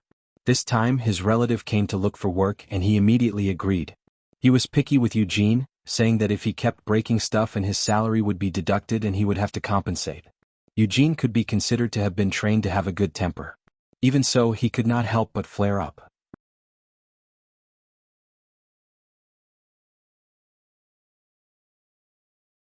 Chapter 494. What about me? The Yu father and son were speechless. Uncle Yu asked uncertainly, "Gu girl, do you mean that it's too good for Xiao Jin to hit the shopkeeper?" "No, I mean it's great that brother Eugene isn't working in that shop." Everyone was speechless. Gu Yundong smiled. "Actually, even if this hadn't happened to brother Eugene today, I would have asked him to quit his job in the shop. I've long heard that his shopkeeper is stingy and he doesn't earn much money. The shopkeeper doesn't do anything and only knows how to boss people around. The better brother Eugene does, the more others don't like him. How many years will it take for him to stand out in such a place? So I want to invite brother Eugene, Uncle Yu and Grandfather Yu to help in my shop." The 3 members of the Yu family widened their eyes and exclaimed, "Your shop?" "Yes." Gu Yundong said in embarrassment, "I just got a shop recently and haven't opened business yet. Actually, I was thinking that if you come back to the Xuanhe prefecture with us, he'll have to find someone else to help look after this shop. But I'm not familiar with the Wanqing prefecture. Uncle Yu knows many people, so I want Uncle Yu to introduce someone. Since you're not coming with us, I can ask you to help take care of the shop. To be honest, I only trust you here." The Yu family members looked incredulous. You mean you want us to look after the shop?" "Yes, didn't brother Eugene work in a grocery store? It just so happens that I plan to open a grocery store in my place." Gu Yundong actually wanted to open a shop selling all kinds of sweets, dried fruits and preserved fruits, just like Gus in Fengkai County. However, this place was too far from Yongfu village. It would take a lot of time and money to transport the goods over. The cost was too high and it was not worth it. At the very least, she had to wait until her business expanded and there was a workshop here. Later on, she even thought of opening a medicinal shop, but selling herbs required a professional. Moreover, the preparation of the medicinal shop at the beginning would take too much time. After thinking about it, he could open a grocery store first. Firstly, it could help the Yu family. After all, Eugene had experience and it was convenient for him to do this. Secondly, Uncle was actually quite a loyal and talkative person. He had only been in Wanqing Prefecture for half a year, but he knew many people from all walks of life and had channels to buy goods. Previously, it was because Uncle Yu had introduced a cheap supply channel to the grocery store where Eugene was working that Eugene caught the eye of the boss and received the boss praise, causing the shopkeeper to be dissatisfied. Thirdly, it was easy for the grocery store to change business. Yundong had seen that the location of the shop was very good. In the future, when her business grew and she had a workshop here, she could still sell candy inside. It would be easy for the grocery store to change business. After the Yu family heard what she said, they could not come back to their senses for a long time. They knew very well that Yundong was clearly helping them, but she kept saying that they were the only people she could trust. This made them unable to find a reason to refuse. Uncle Yu, just agree. Otherwise, Yundong really doesn't know who to look for. I'm also in a hurry to go home and see my wife and kids. If Yundong's shop isn't settled, we won't be able to leave. Dajiang also persuaded them. Since they had already said this, the three members of the Yu family immediately gritted their teeth and nodded. All right, then we'll help you look after this shop. What about me? At this moment, a faint voice suddenly came from behind.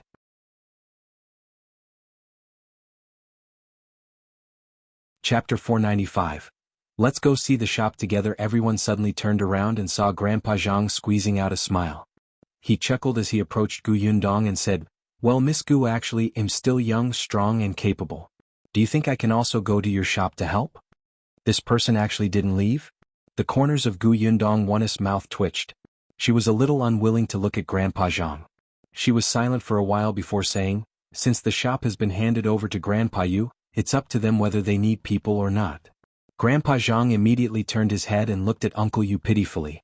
Old Yu, we've been friends for many years. You know me best. Look, for many years? Their family had only moved here half a year earlier. The corners of Uncle Yu's mouth twitched as he said, It's too early to talk about this. We still don't know where the shop is, how big it is, or what the situation is. No matter what, you have to wait for us to take a look before we can decide, right? Grandpa Zhang thought about it and agreed. He quickly said, All right, then it's settled. If you lack people, you definitely have to look for me. I'm still young and strong. Uncle Yu was speechless. All right, go home first. We haven't discussed this matter yet. We have to take it slow. Although Grandpa Zhang still wanted to listen, he was afraid that the other party would get impatient and he would really not have a chance. He sighed and looked at Yundong, then at Dajiang and finally at Uncle Yu. Finally, he left reluctantly. Everyone from the Yu family looked helpless. After he left and Eugene closed the courtyard door, Uncle Yu said, Old Zhang's mouth is mean, but he is a good person. However, he's old. If we really need to hire someone, his eldest son is diligent enough. Dajiang nodded. Indeed. Brother Zhang is a good person and has a good memory. Grandpa Yu, I've already said that it's up to you to decide whether to hire someone or not. In any case, you're the one paying the wages, Yundong said. Me? Of course. I'm in the Xuanhe Prefecture. Even if I want to come, I can only come once in a year. You have to take care of everything here. Therefore, I've thought about the salary and will give you dividends directly. You can take 30% of what you earn every month. The more you earn, the more you get. That won't do. Uncle Yu immediately shook his head. We're just looking after the shop. A fixed salary is enough. Yundong knew that he was unwilling to take advantage of others, so she could only speak patiently from the perspective of a businessperson. Grandpa Yu, let's not talk about anything else. Let's just say that this is the first time you've opened a shop and are managing it yourself. Other than brother Eugene having some experience, you have to slowly figure everything out. So for the first few months, it will be hard to tell if you'd make a profit. If you lose money and we give you a high monthly salary, you'll definitely feel bad, right? The Yu father and son looked at each other. Yundong spoke logically and she was eloquent. In the end, they decided on the dividends. In the end, she said, By the way, that shop has a backyard. It's quite big. You guys can move in there. Firstly, it's convenient. After all, this place is a little far. Secondly, there will be people guarding the shop. It's safer. Uncle Yu sighed inwardly. Seeing that she was smiling as if she would not give up if he did not agree, he smiled and nodded. You, Gu girl, can we take a look at that shop? Sure.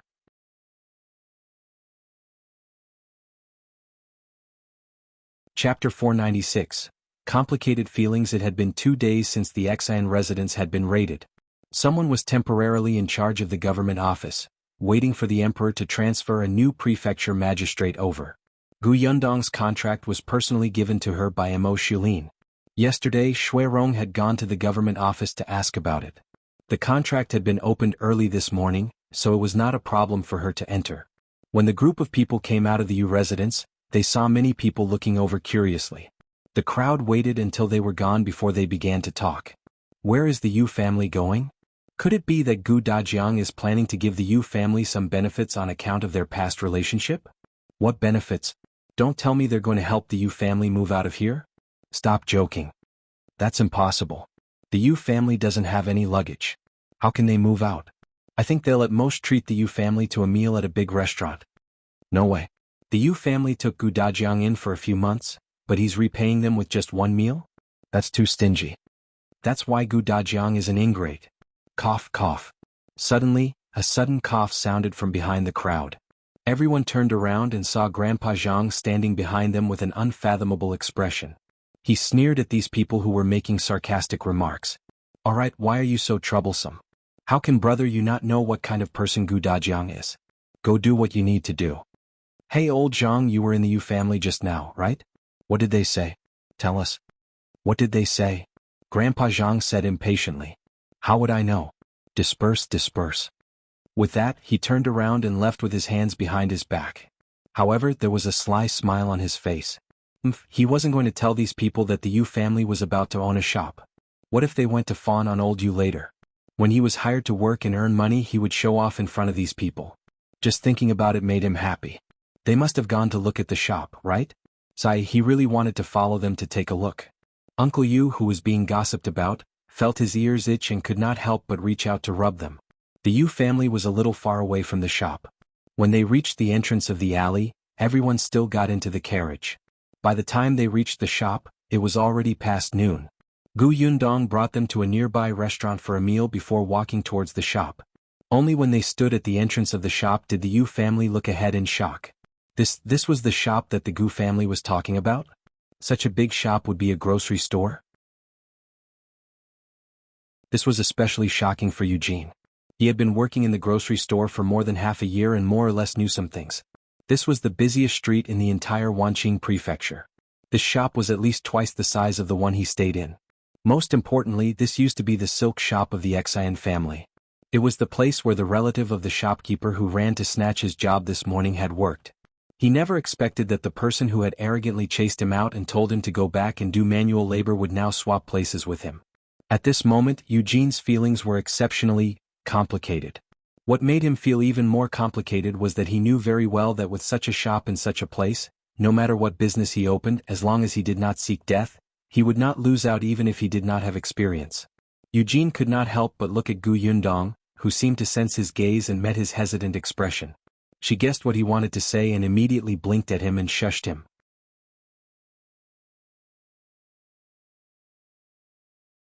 Chapter 497. All excited then, Gu Yundong called for everyone to go inside. The shop used to be a silk shop, but everything inside had been emptied. Those were also the assets of the Xian family. Naturally, they were taken away by the officials. However, there were still some fabrics that had been cut and left behind. They were still placed on the cabinet. Uncle Yu couldn't help but widen his mouth when he came in. Yundong, is this the shop you mentioned? Yes. It's huge. Gu Yundong looked at the empty room in front of her and was very satisfied. At least it was much better than her shop in Fengkai County. However, one was a county city and the other was a prefectural city. It was normal for there to be differences. This is the first time I've come in to take a look. It's indeed quite big. However, we're a grocery store. If we place a lot of things, it'll naturally be small. In fact, grocery stores occupied the most space. Just look at modern supermarkets. They sold everything. When there were a lot of items, the place would be instantly full. Let's go to the backyard. Gu Yundong held Gu Dajiang's hand. Gu Dajiang was also very excited. This was his shop. Yes, it would be Yundong's dowry in the future. Although it was a little far from home, it was still a shop in the prefecture capital, and it was so big. He happily followed Gu Yundong to the backyard. The backyard of the shop was not small either. There were 3 rooms. In addition to the kitchen and outhouse, there was also a storeroom used to keep things. There was more than enough room for the 3 members of the Yu family here. It was much better than the previous small courtyard. There was ready-made furniture in the room. The bed, cabinet, and desk were all very neat. The Yu family could use them now. In the future, when they had money, they could buy new furniture if they didn't like it. However, Gu Yundong felt that the Yu family was used to being thrifty and would not change it unless it was time for Eugene to get married. The kitchen doesn't seem to be used much. It's still considered clean. Gu Yundong came out of the kitchen. It'll be convenient to cook here after you buy the ingredients. Uncle Yu smiled until his face was full of wrinkles. He was very excited. Yundong, don't worry. We'll do our best. His eyes were shining with enthusiasm and confidence for the future. Uncle Yu also nodded repeatedly. He touched the pillar at the side lovingly and walked back and forth in the courtyard twice. Actually, Gu Dajiang also wanted to touch it, but he was supported by Gu Yundong. His hand was held tightly and he could not move his feet. He felt frustrated. After Eugene looked at the backyard, he started to roll up his sleeves. Father, I'll go to the front to clean up the shop now. Hey, I'll help too. Uncle Yu felt that he had become a few years younger and followed behind excitedly. Uncle Yu wanted to go too. He had already rolled up his sleeves when Gu Yundong pulled him back. Grandpa, you stay here and chat with my father. But if you go to clean up the shop, my father will definitely follow you. Look at his injuries. Uncle Yu immediately looked at Gu Dajiang solemnly. You can't let Yundong down. He's been gone for so long. Come, sit down and talk. You're leaving in a few days. I don't know when we'll meet again. Gu Dajiang could only sigh and rest. Tong Shuitao was quite diligent. She had already gone to the well to get water and carried the basin to the shop. Unexpectedly, as soon as she entered, she heard a voice outside. This shop is indeed open. Let's go in and take a look.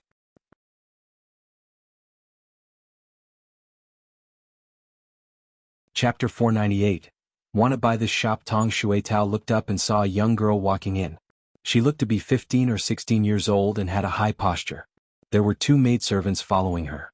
She glanced at them, then turned around and shouted, Brother, there's someone inside. Soon a man in his 20s followed in. He was also dressed in brocade and looked elegant. Eugene had already walked up to them and asked with a smile, May I ask what's the matter? He was smiling, but his face was still injured, so his smile looked a little twisted. The girl immediately took a step back. Stay away from me. Uncle Yu stepped forward. What's the matter?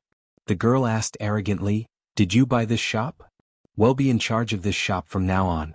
The girl sized them up from head to toe for a while. Just you guys? Alright, I want to purchase this shop from you. Just name your price. One, don't be rude, Duan Shen scolded softly. His sister didn't get it, but he did. They were saying they were in charge, which meant the owner was someone else. Duan Wan was a little dissatisfied. We were the ones who took a fancy to it first. Who knew that someone would intercept us? The Xian family shops would be auctioned off by the imperial court after they were confiscated. Furthermore, the earlier the better. After all, the sudden closure of many shops in such a huge prefectural city would affect the lives of the commoners. The Duan family had bought the most shops this time. 1/3 of the Xian family shops had gone into their pockets.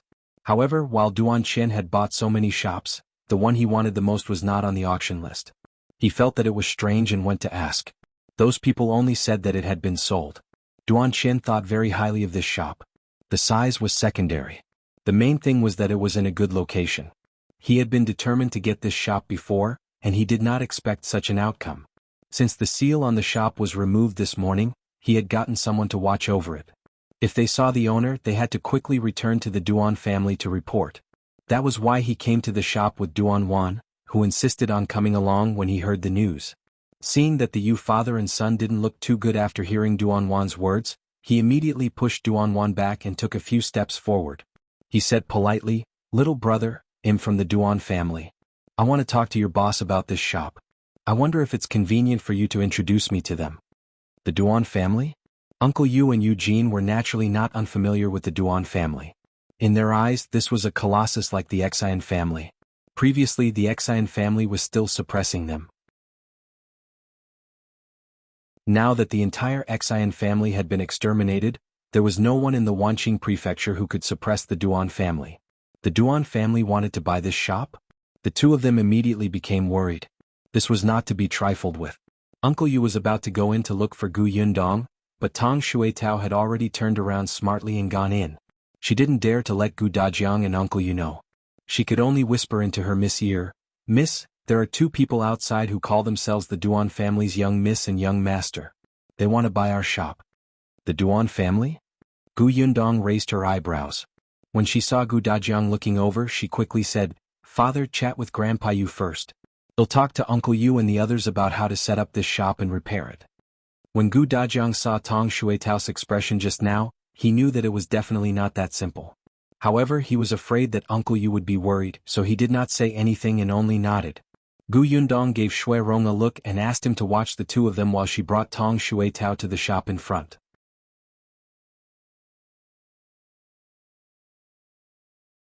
Chapter 499. What does the shop do? Gu Yundong walked into the shop and recognized him at a glance.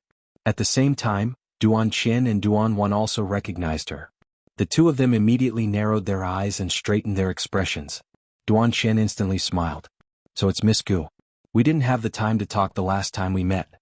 I didn't expect to see you again today." The father and son of the Yu family were surprised.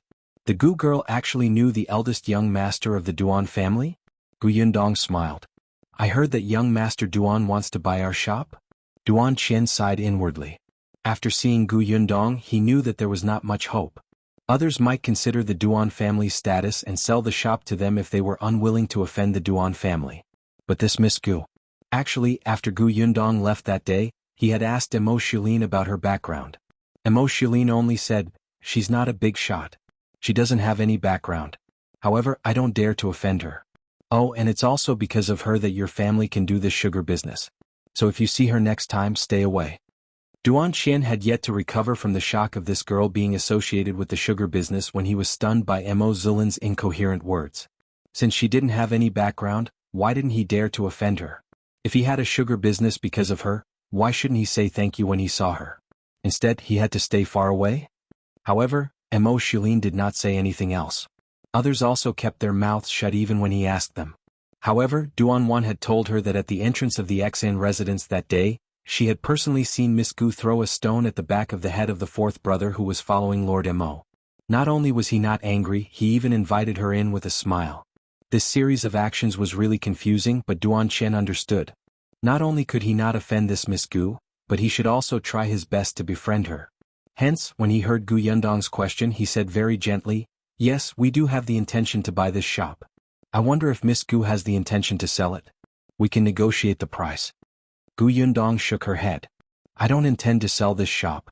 Besides, it was given to me by someone else. If I sell it, wouldn't I be letting them down?" Gu Yundong was telling the truth and did not hint anything. However, Duan Qian's expression changed slightly. Someone gave it to her?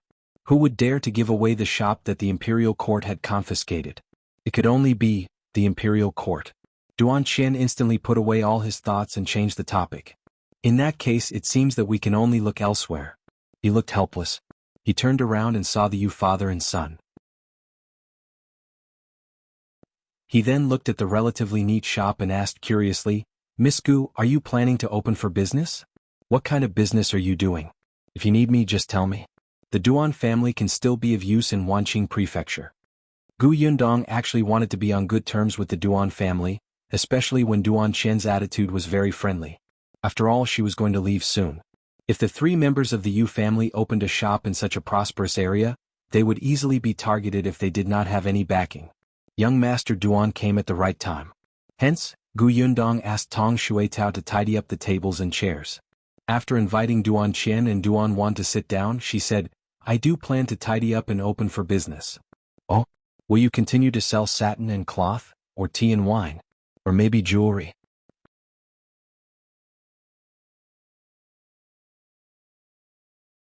Chapter 500. Gu Yundong is not an ordinary person. Gu Yundong was silent. "Is that all you can think of?" She looked at Duan Qian and his sister, whose eyes were curious, and said, "It's going to be a grocery store." Duan Qian was speechless. The commotion on the street outside was a little loud, and he didn't seem to have heard her clearly. Duan Wan stood up directly. What did you say? A grocery store? You're using such a good shop in such a good location as a grocery store? Duan Qian suddenly reacted and pulled her. Wan, don't be rude.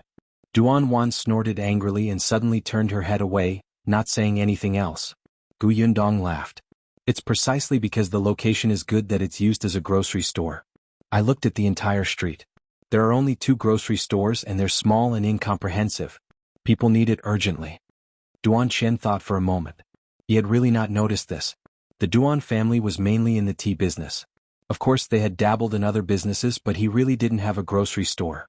As for whether it was convenient for shopping or not, with their status they would not care. There were servants who would do it. Now that he heard Gu Yundong's words, it made sense.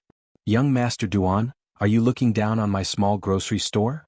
Gu Yundong asked with a smile. Duan Qian immediately shook his head. Of course not. It's just unexpected. Will young Master Duan still take care of our small grocery store? Haha, Miss Gu is too humble. No matter what, we've met twice. I'm thick-skinned enough to call myself your friend. Friends naturally take care of each other. Thank you very much. Gu Yundong then introduced the Yu father and son. These are Uncle Yu and Brother Eugene. They will manage this shop from now on. Uncle Yu, you heard what young Master Duan said. If you encounter any trouble in the future, feel free to look for him. We are friends. Duan Qian, I didn't expect you to be so good at climbing up the ladder. The corners of Duan Wan's mouth twitched. Couldn't this woman tell that he was just being polite? Uncle Yu was a little excited and nervous and his palms were sweating. Although he had gotten used to it, he had never interacted with someone of Duan Qian's status. Hello, young Master Duan. Am Yu Yanghong. Please take care of me. Duan Qian stood up. Manager Yu, you're too polite. He had heard that Lady Gu addressed the Yu father and son as uncle and brother. In other words, she did not treat them as ordinary subordinates. They had a deeper bond. He looked at Gu Yundong. Miss Gu, do you mean to leave Wanqing Prefecture? Yes, I'll leave after a while. I might come over occasionally in the future. The next time I come, he'll bring something for young Master Duan. Perhaps we can work together? Duan Qian was stunned. She was indeed not from Wanqing Prefecture. However, he quickly became interested in the collaboration she mentioned. He wanted to know more, but Gu Yundong did not elaborate. The two of them exchanged a few polite words. Duan Qian left a jade token and told Uncle Yu to look for him if anything happened. Then he left. To be able to leave behind a jade token was already very sincere. Gu Yundong walked them out. Looking at their backs as they spoke at the door, Uncle Yu heaved a sigh of relief and said, no wonder the Gu girl could protect her mother and younger siblings all the way to the Xuanhe Prefecture in such a difficult environment. She even got a shop and servants in just half a year. This girl is not an ordinary person. Eugene nodded and looked down at the jade pendant in his hand. Father, this.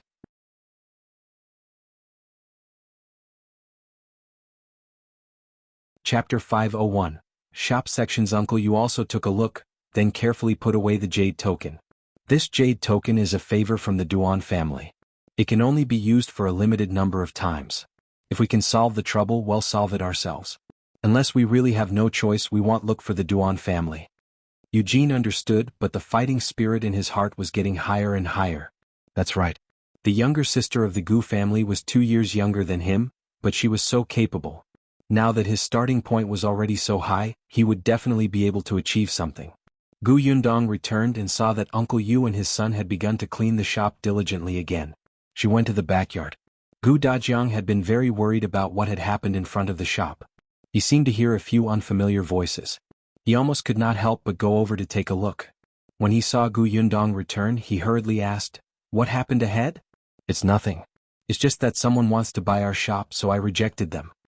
"They didn't make things difficult for you, did they?" "No, we even became friends." Gu Dajiang felt that his Yundong was really amazing. He was so proud of her. The shop was quickly tidied up. Gu Yundong looked at the cabinets in front of him. These cabinets were all erected against the wall. They were used to store all kinds of cloth. Now, they could be used to store bottles and jars, so it was not easy to bump into them. The shop also sold ready-made clothes. There were a few shelves made of wooden poles to hang clothes. Now they were placed there to hang dried meat and fish. There was also a cubicle next to it for fitting. However, in this day and age there were not many people trying on clothes outside, so this cubicle was piled with some things. What Gu Yundong meant was that the cubicle could be torn down so that the space could become larger. At that time they could split the entire shop into several areas. Food such as oil, salt, soy sauce, vinegar, rice, ginger, garlic, wine, tea and snacks would all be placed in this area. There was an area for daily necessities. There were pots, pans, knitted shoes, hats, bamboo baskets, boxes, various tools, cheaper brushes, ink, paper and ink stones, as well as kites and spinning tops for children. In that case the space was even a little small. However, in the beginning they would do it one step at a time. It was just that with so many things, if he wanted to tidy them up, he would need to build a few cabinets and shelves. Gu Yundong thought of Carpenter Tan. Although he did not like to talk, he was efficient. She handed this matter to Uncle Yu. They were familiar with Carpenter Tan. The group of people planned the shop. Everyone would write down any good suggestions they thought of. Everyone would express their opinions and consolidate them when the time came. In the end, when the proposal was out, the shop could be renovated. After the discussion, everyone realized that it was already very late. The sky was about to darken. However, everyone still felt unsatisfied. The sense of accomplishment of slowly filling the empty shop with everyone's thoughts made them feel especially satisfied. Gu Yundong led everyone to eat, then asked Rong to drive Uncle Yu and the rest back in a carriage. The three members of the Yu family were very excited. Not only did they talk about this along the way, but Uncle Yu had also thought of where to buy the cheapest goods. When they reached home, Uncle Yu did not even enter the house. He went straight to Carpenter Tan's house. Uncle Yu thought for a moment and did not go back. He turned around and entered Grandpa Zhang's courtyard next door. Grandpa Zhang and his family were having dinner. Seeing him come in, Grandpa Zhang started to tremble. He quickly moved a stool for him. "Yang Hong, are you here too?"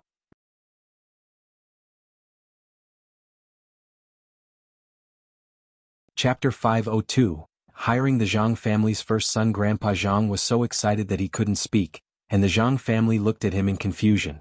Uncle Yu knew what he meant and nodded. "We went to see that shop today. It's indeed not bad. It's a little far from here, but it's fine. Distance is not a problem. It's still in the city." Uncle Yu said, "I haven't finished speaking." All right. Tell me, I won't interrupt you."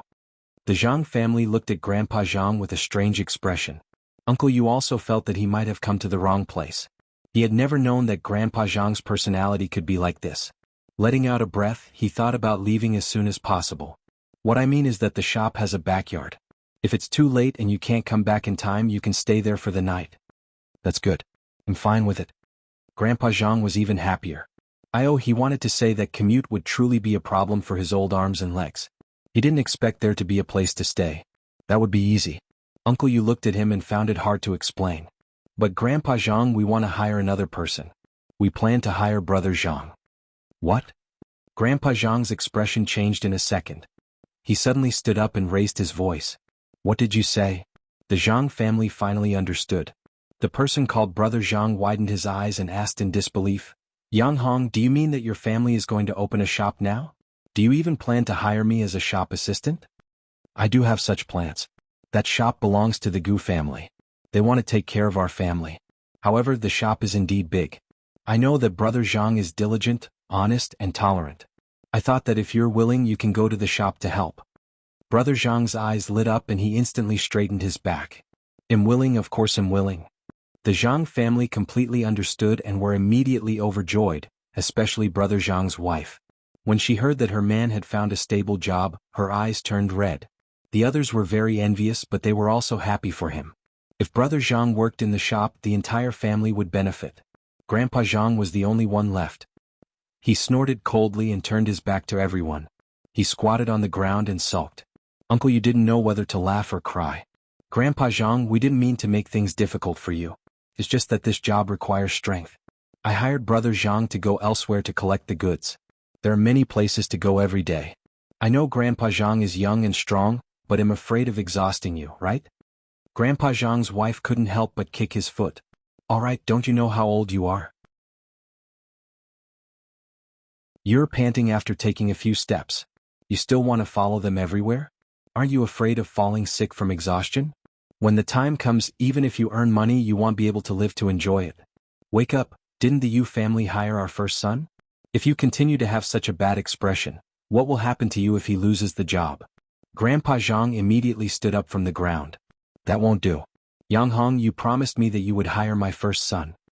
Of course. Only then did Grandpa Zhang become happy. Forget it. If his son went to do it, so be it. He could also show off to others. However, there was no time for him to show off. When Uncle Yu went to Carpenter Tan to talk about this, someone happened to come to look for Carpenter Tan to order something and heard Uncle Yes' words from beginning to end. The neighbors in this area instantly knew that Gu Dajiang's family had opened a shop and handed it to the Yu family to manage.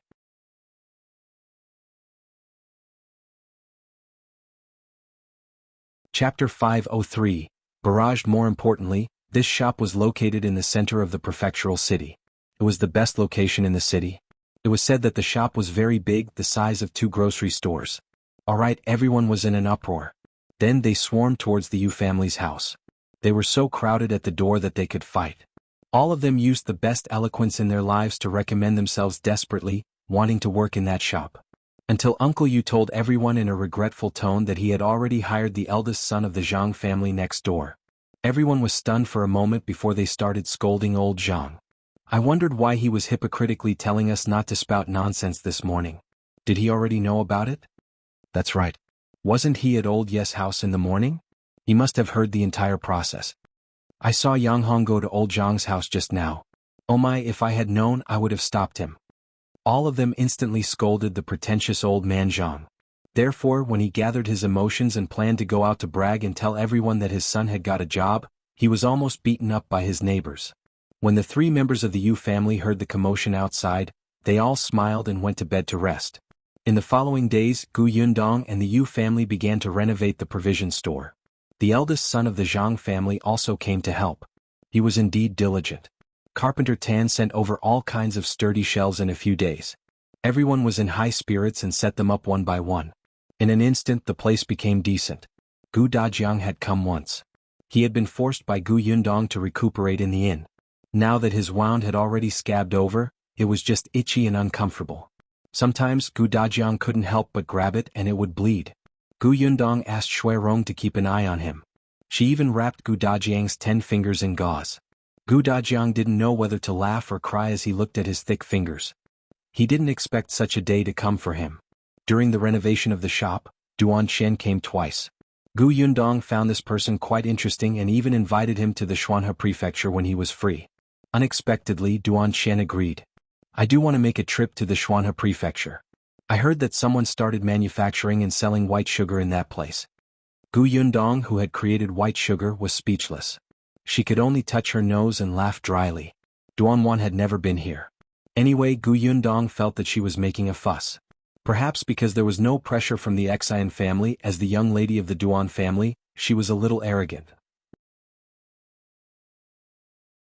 After the shop was renovated, Uncle Yu brought the eldest son of the Zhang family to the countryside to collect things, including eggs, food, and some daily necessities.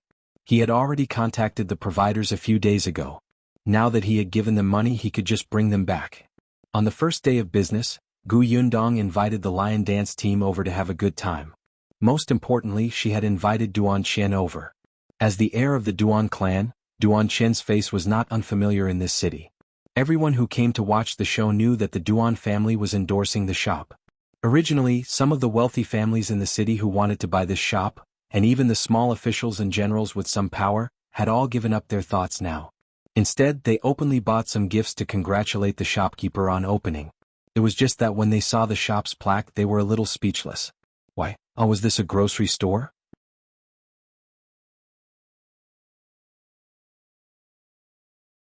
Chapter 504. Leaving. Why wasn't it a slightly higher-end shop? Everyone was puzzled, but this did not stop the grocery store's business from booming. It was only the first day and there was already an endless stream of people coming and going in the grocery store. When it was time to settle the accounts at night, they actually earned 100 taels of silver. This was a grocery store. The profits were not high to begin with, but there was actually such a gratifying result in a day.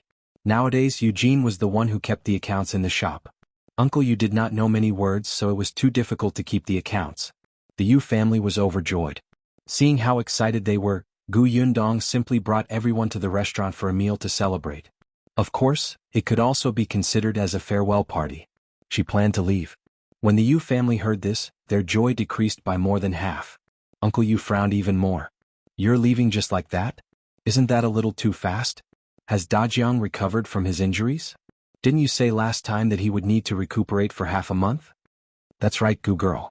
Why don't you stay for a few more days? This shop has only opened for a day. You have to wait until it stabilizes before going back, right? Sister Gu, I'm a little uncertain now that you're leaving. Even the eldest son of the Zhang family, who had always been very quiet, put down his chopsticks and advised, wait a few more days. Gu Yundong laughed. You're too humble. Although I was in the grocery store today, I didn't speak or help from the beginning to the end. No matter what happened or who you met, you were the ones who were busy. Moreover, you were methodical and clear. I think it's very impressive. You can do it. But it was too sudden. Perhaps they had been too engrossed in chatting previously and working together to come up with ideas. Unknowingly, so many days had passed. They did not realize that the Gu family was about to leave. In the end, Uncle Yu waved his hand. Forget it. Your home is in the Xuanhe prefecture and your family is there. Dajiang has been longing to see his wife and children. He has been waiting for so long. If not for the fact that he needs to recuperate, I think he would have rushed back. Especially these few days, he keeps saying that he has recovered. He's extremely anxious. Gu Dajiang felt a little embarrassed by his words, but he really missed them. He had not seen them for more than half a year. He wondered if they had forgotten about him. The meal was a little sad. Before leaving, Gu Yundong told Eugene about his aunt and uncle, as well as his uncle, who were still missing. I've pasted their portraits on the notice board. I'll leave two for you. The address on this is the grocery store. If anyone comes looking for me, send me a letter. Eugene took the portrait carefully. Don't worry, Sister Gu. I'll get my father to ask around when he collects goods. If there's any news, I'll inform you immediately. Thanks a lot. Eugene pursed his lips. We should be the ones thanking you. Sister Gu, take care. I'll keep an eye on this shop and record the accounts. They'll wait for you to come back and review them. Okay. Gu Yundong laughed. After leaving the restaurant, the two sides parted ways. After returning to the inn, the few of them began to organize their things, planning to leave Wanqing Prefecture the next day. Hearing that they were leaving, the waiter of the inn was actually a little reluctant. After all, they had already stayed here for a month and a half, and Miss Gu was a generous person. If he helped her, he would be rewarded with silver. He had already cultivated a deep friendship with her, and he almost thought that they were living in the inn forever.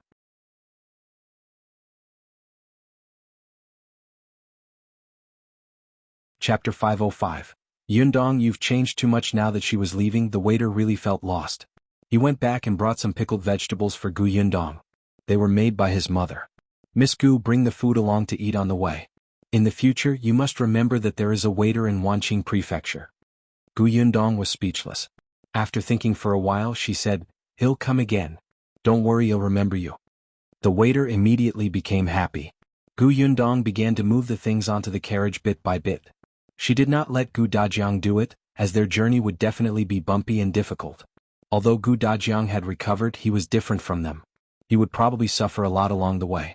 For this reason, she specially laid a thick layer of mattress in the carriage. Gu Dajiang looked at the sky. Yundong, the weather is quite hot. Gu Yundong was unmoved. It won't be bumpy with all the mattress. If it's hot, just fan yourself. She didn't look at Gu Dajiang and instructed Rong to put away the pots and bowls. Gu Yundong asked Tong Xuetao to fill a few water bags. Now that she was experienced, she knew how long she could make until nightfall. When the time came, she could take a rest in a town or village she passed. By the time everything was ready, it was already 7 in the morning. The few of them got into the carriage and headed straight for the city gate. Unexpectedly, as soon as she left the inn, she saw Uncle Yu and Uncle Yu standing there with 2 huge bags in their hands. She did not know what they were carrying. Gu Yundong quickly got down from the carriage. Grandpa Yu, why are you here? If you're going back, of course we have to come and send you off. Don't worry, Eugene and the Zhang family's eldest son are in the shop. It won't be a problem. As he spoke, he handed over the 2 bags. It's not anything good. It's just some food and necessities. I got up in the morning and baked the flatbread inside. It's not much. It's a token of my appreciation. Gu Yundong touched it through the cloth. How was it not much? Checking the weight, she felt that Grandpa Yu probably did not sleep much last night. Uncle Yu chased them into the carriage. Alright, you guys can go up. It's getting late. I won't hold you up. Gu Yundong and Gu Dajiang bade them farewell before setting off again. When they arrived at the city gate, they bumped into Duan Qian. He seemed to have come to deliver something to them, but it was a little too much. Gu Yundong was worried that the carriage would collapse, so when no one was paying attention, she put away some things that were not very useful into her spatial storage. After bidding farewell, the four of them sped up a little. The carriage was driven by Rong. Tong Shuitao would occasionally change seats with him. They walked at a leisurely pace and saw a lot of scenery. Gu Yundong had arranged everything in an orderly manner. Gu Dajiang was actually mentally prepared. The journey might not be easy. Unexpectedly, it was much more comfortable than he had imagined. Gu Yundong still followed the doctor's instructions. She would rather walk slowly on the road to ensure that they had good food, especially Gu Dajiang, who needed more nourishment. Therefore she would personally cook. Gu Dajiang watched her cook the porridge steadily, his eyes filled with relief and joy. "Father, come take it. It's very hot." Gu Yundong brought him a bowl and Gu Dajiang instantly came back to his senses. He took a bite slowly and his eyes lit up. "You can actually make such delicious porridge in the wilderness." Gu Yundong smiled. Gu Dajiang continued, "Yundong, you've changed too much from before." Gu Yundong's heart skipped a beat. Finally, it was here.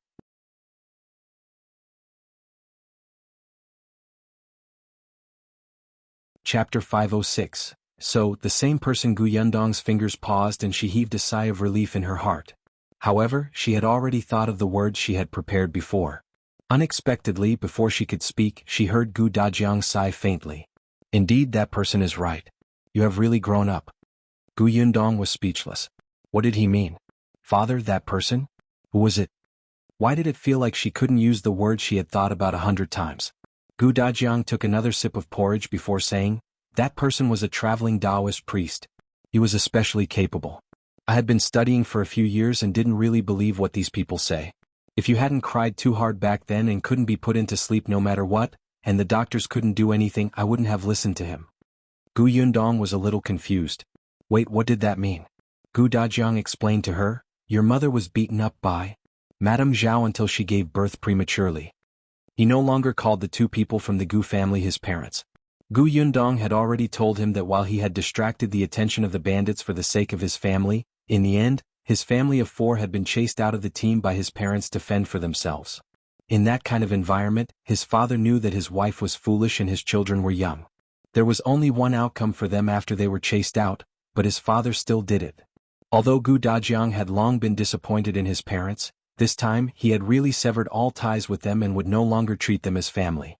When you were born, you were thin and small and your breathing was extremely weak.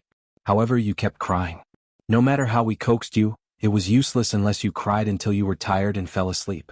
It was that traveling Taoist who helped you stop crying. He also said that your soul was unstable, and in the future, you would be an extremely easily agitated person until you were 14 years old. If you safely survived a death tribulation and your soul returned to your body, you would truly grow up. Gu Yundong was dumbfounded. Return of the soul? Why was it like listening to a heavenly book? She frowned and thought carefully about the host's personality.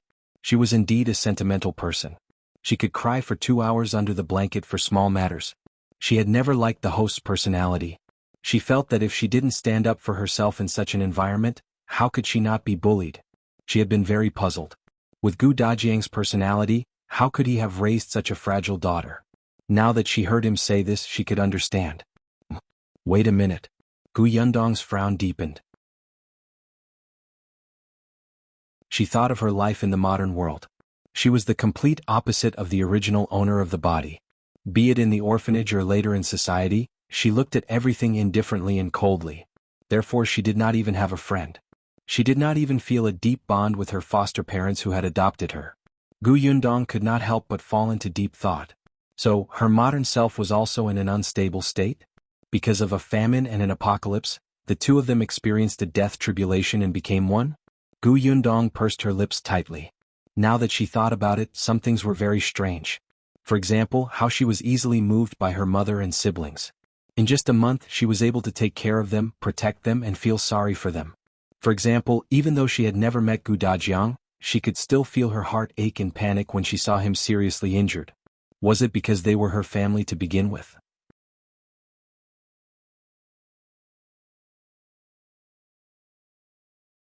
that little girl is gone. Yundong, Yundong, what's wrong? Gu Dajiang saw that she was silent and didn't know what to think. He shook her worriedly. Gu Yundong suddenly came back to her senses. When she looked at Gu Dajiang again, her emotions surged and she could not calm down for a long time. After a long time, she took a deep breath and smiled brightly. Father, it's so good to have you around. Gu Dajiang grinned and patted her head. I should be the one saying that. Yundong, I'm very glad that you survived that calamity. You're still here. So happy that I don't know what to say. What Gu Dajiang was most afraid of was that she wouldn't be able to survive the death tribulation at the age of 14. Now that everything was in the past, Yundong would be safe and sound in the future and live a long life. Gu Yundong let him touch his head. Tears welled up in her eyes. It was great.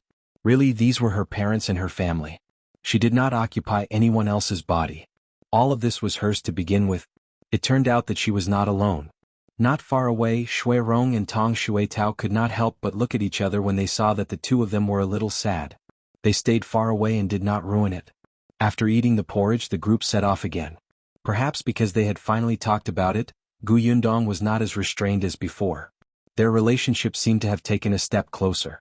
However, seeing that they were getting closer and closer to the Xuanhe prefecture, Gu Yundong could no longer hide the things that she had kept to herself. Gu Dajiang acutely noticed that she had been hesitating for the past few days. Actually, Gu Dajiang had a feeling that Yundong had something to say. She had always told him happy things, but how could everything go according to plan in life? He sighed slightly. If you have something to say, say it. I'm not someone who can't take things. Gu Yundong looked at him and finally said, when we were chased away by the old Gu family, younger uncle was sent away by them. When younger uncle returned and did not see us, he also left the old Gu family. Until now, his whereabouts are still unknown. The carriage slowly moved forward. Rong was driving the carriage outside and Tong Xuetao was sitting on the shaft. Only Gu Yundong's soft voice could be heard in the carriage. There's also eldest aunt's family. Eldest aunt and uncle have been separated from Mulan and Yuanji. Cousin Mulan is dead. Gu Dajiang's body trembled slightly. His eyes widened and his breathing quickened. After a long time he calmed down slightly, but his voice was slightly hoarse. Then what about Yuanji? Yuanji was brought back to the Yongning prefecture by Ding Jincheng and sent to the Gu family. The last time I went to the Yongning prefecture to look for you, I saw that he wasn't doing well, so I made a plan to bring him out. He's at our house now, going to school with Yunshu. It's just that I don't know where eldest aunt and the others are. Gu Dajiang clenched his fists tightly and lowered his head. He didn't speak for a long time. Father, I'm fine. Gu Dajiang waved his hand. I'm already mentally prepared. It's fine. How many people had died on the way to escape? He was very clear about it. However, Bien Mulan's death still made him feel heavy-hearted. He seemed to still remember the little girl who hugged his thigh and called him uncle. In the blink of an eye, she had grown up and gotten married. When she saw him, she still obediently called him uncle. She even said that when she gave birth, she would ask him to give the child a nice name and teach the child how to read in the future. However, the child was nowhere to be seen and even she was gone.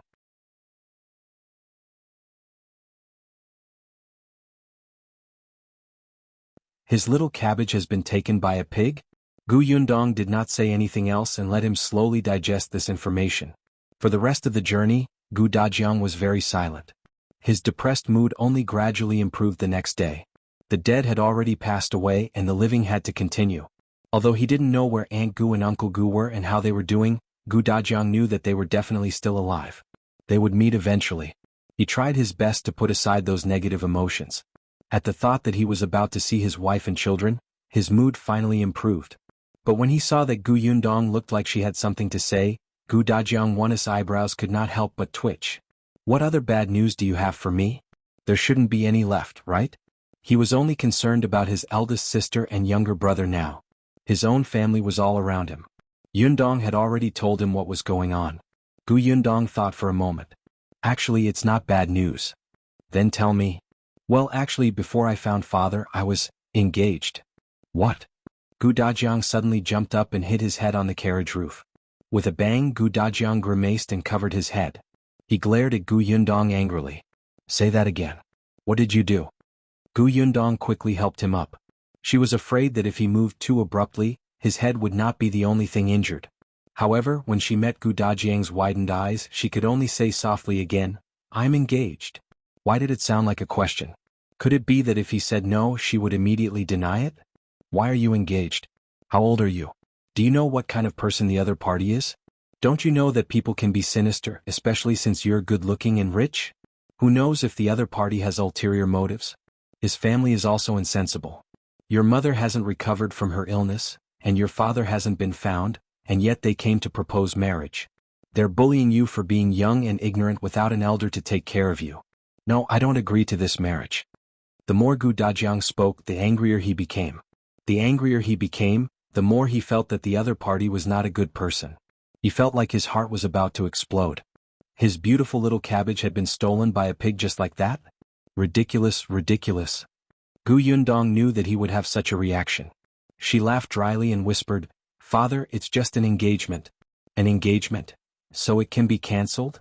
Gu Yundong was speechless. No, what she meant was that they planned to wait until mother's illness was cured and father was found before getting married. Gu Dajiang snorted coldly.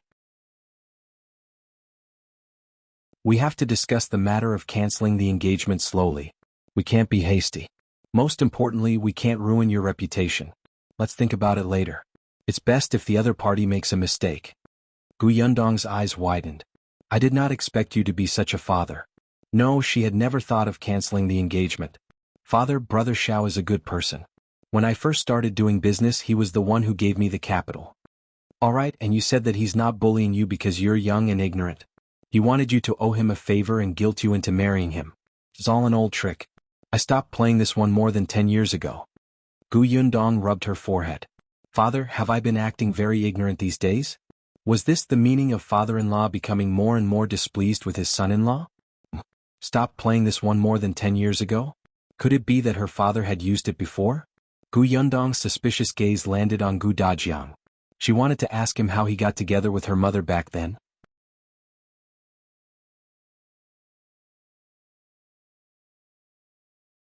Gu Dajiang's fear of home, however, Gu Dajiang's expression was very dark. He didn't realize what he had just said. He was still muttering indignantly, that Xiao Qingyun cannot be a good person. Gu Yundong felt that it was better to let his father digest the news for a period of time. She would definitely make more mistakes if she said anything now. The more she protected Xiao Qingyun, the angrier her father would become. Hence, she obediently remained silent and listened to Gu Dajiang's nagging. She scolded Xiao Qingyun terribly. Seeing her like this, Gu Dajiang stopped after saying a few words. However, he was still whining unhappily. In the end, he asked her, "Other than this, is there anything else you want to tell me?"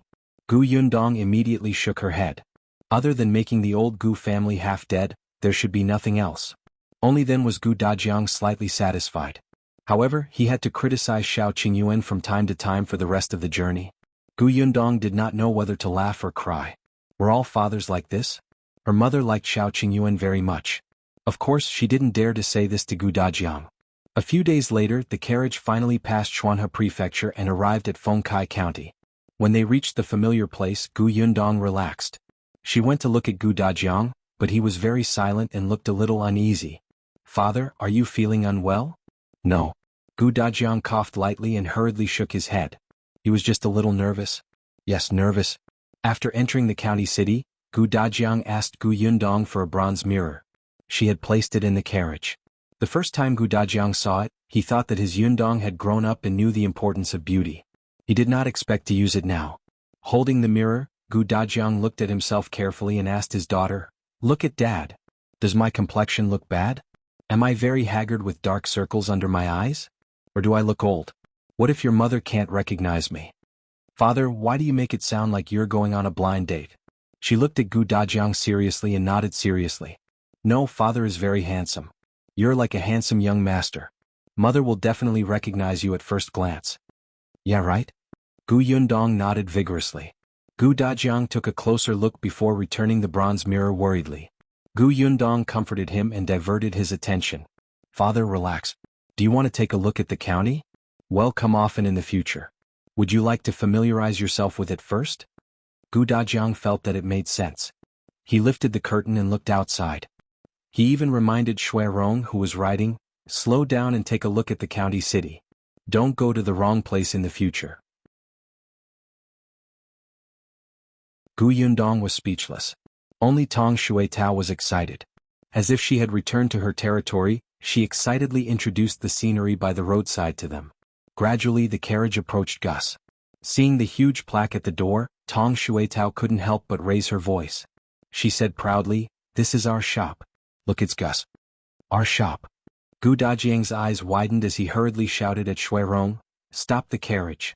I'll go take a look first." Rong suddenly pulled the reins.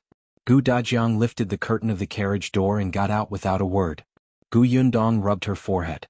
Was her father afraid of meeting his family after such a long time of departure? Shaking her head, she could only follow him out of the carriage. However, as she approached Gus, she suddenly stopped in her tracks.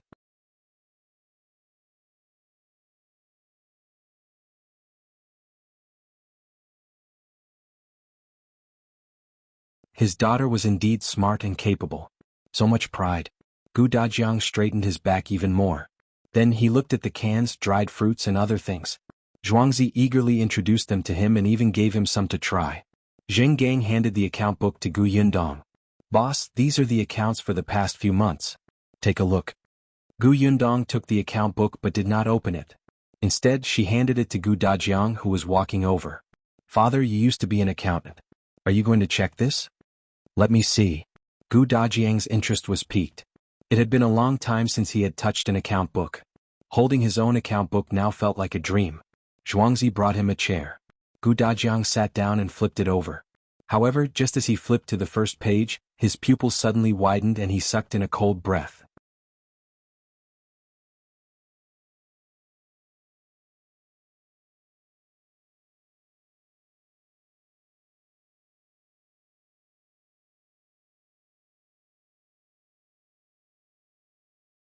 "Everything you say is right." Gu Yundong took out a small porcelain bottle. It was the bottle of medicine that Xiao Qingyuan had given her to treat internal injuries. The shop assistant took a closer look and immediately nodded. Yes. Only our pharmacy has this medicine. Miss, this bottle must have been sold by our shop. How much do you want? I'll get it for you now." "Give me a bottle." Other than this, Gu Yundong also asked for a few herbs for Gu Dajiang. Before leaving, Dr. Yu prescribed medicine for them so that Gu Dajiang could better recuperate. Now he had almost used it up. She wanted to buy some more. These medicines were more common and could be found in ordinary shops. As expected, the shop assistant had prepared everything for her. After wrapping it, he handed it over. "Miss, it's a total of 10 taels of silver." Gu Yundong reached out to take the silver, but before she could hand it over, she was stopped. She turned around and met Gu Dajiang's angry expression. 10 taels of silver? What a scam. It's only a few medicinal herbs, but he charged you so much.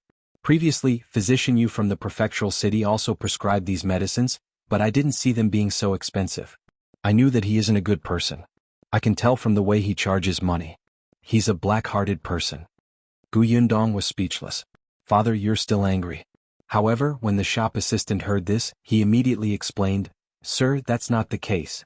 Those herbs are indeed ordinary herbs and are not expensive. However, this bottle of medicine for internal injuries is not an ordinary medicine. It was personally developed by our boss. In the entire Fengkai County and even the Xuanhe Prefecture only we have it. Moreover, this medicine is effective, so the price is naturally higher." Gu Dajiang glared at Gu Yundong and said, "Look, he even developed it himself. He's not a doctor. Isn't he messing around? This is extremely irresponsible. He'll definitely cause trouble and implicate you in the future." Gu Yundong said softly, "Father, this was the medicine that cured your internal injuries back then." Gu Dajiang choked and was speechless. However, he still did not give up.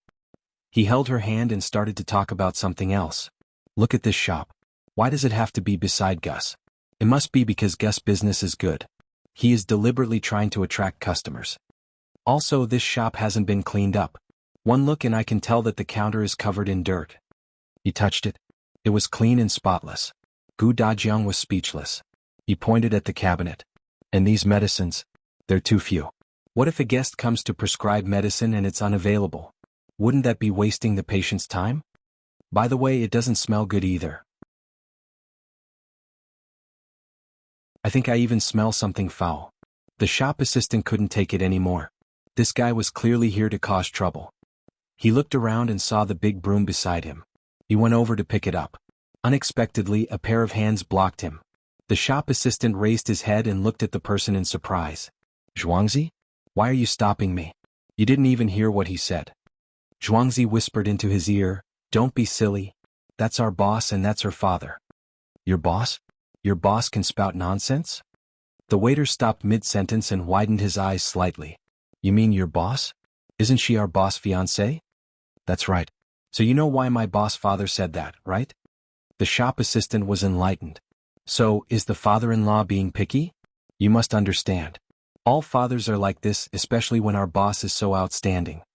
The shop assistant nodded and immediately put down the broom. He ran to Dajiang's side and nodded seriously. Sir, you're right. The smell of this pharmacy isn't good and it's not clean. Look, there are spider webs over there. I think there are too many things that need to be improved. Just give us your opinion. We will definitely change it. If you want to tear down the window, just tear down the window. If you want to tear down the door, just tear down the door. You can also break down that wall. We can find someone to work on it this afternoon. Dajiang, no, which side are you on? This was his future son-in-law's shop, and how could he dare to tear down the windows and walls?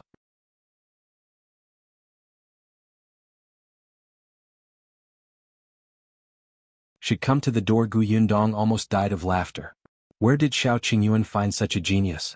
Her father was choked, but he still had a look on his face that said, I'm very serious. As long as you give the order, I promise to go through fire and water. Dajiang wanted to scold him, but he was indeed the one nitpicking just now. It didn't make sense. He glared at the shop assistant. Let's go home. Sir, take care. This staircase is high. Come, I'll support you. You're welcome to raise your opinion next time. Well, definitely change what you said. We're very sincere. The waiter cleverly went forward to support Dajiang. After walking Dajiang to the carriage, he still had a smile on his face and did not look forced at all. Yundong tried her best to hold back her laughter. Before getting into the carriage, she glanced at him. What's your name? The shop assistant's eyes lit up, and his body trembled in excitement. The lady boss had valued him. He quickly replied, My name is Jiang Bao. You are good, Yundong said as she got into the carriage. The smile on Jiang Bao's face was almost overflowing. He happily watched the carriage ride further and further away before turning his head happily. Unexpectedly, when she turned around, she met Zhuangzi's resentful gaze, as if he had done something heinous. After thinking hard, Jiang Bao felt that other than the fact that his flattery was a little loud, everything was normal.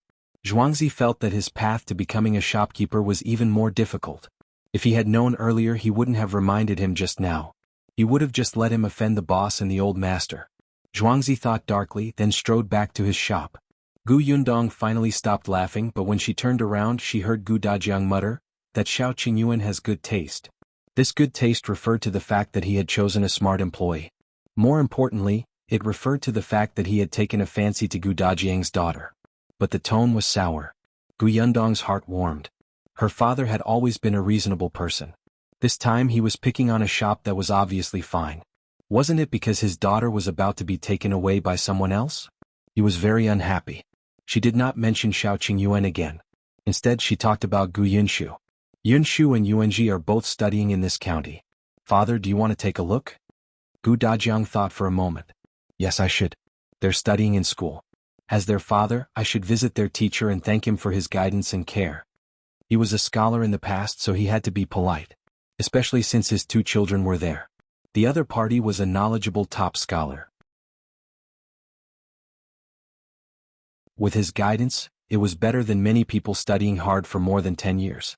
This was his children's luck. He should have paid a visit to thank him as soon as possible. Therefore, when the carriage turned around and headed for Qin Wenzheng's academy, Dajiang asked, Shouldn't we prepare something for the visit? Yundong took out 2 cans from the box at the back. She had stolen them from the shop just now. Those are enough, she said. Yunshu's master likes them. Dajiang thought for a moment and nodded.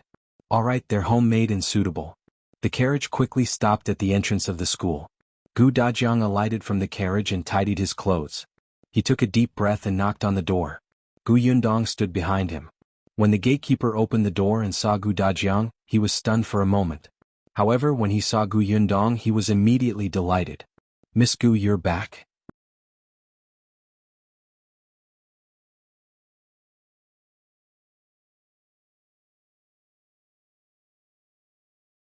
Mr. Qin is too easy to talk to in front of you. Otherwise, why would he accept the two young masters? He did his best. With that thought in mind, the carriage finally drove into Yongfu village. It was no longer rare for carriages to enter Yongfu village, but everyone was familiar with Gu Yundong's, especially with Tong Shuitao, whom they had not seen for a long time, in the front. Someone immediately asked loudly, "Is it the Gu family's Yundong? Yundong, you're back?" Gu Yundong lifted the curtain and looked in the direction of the voice. It was someone from the village.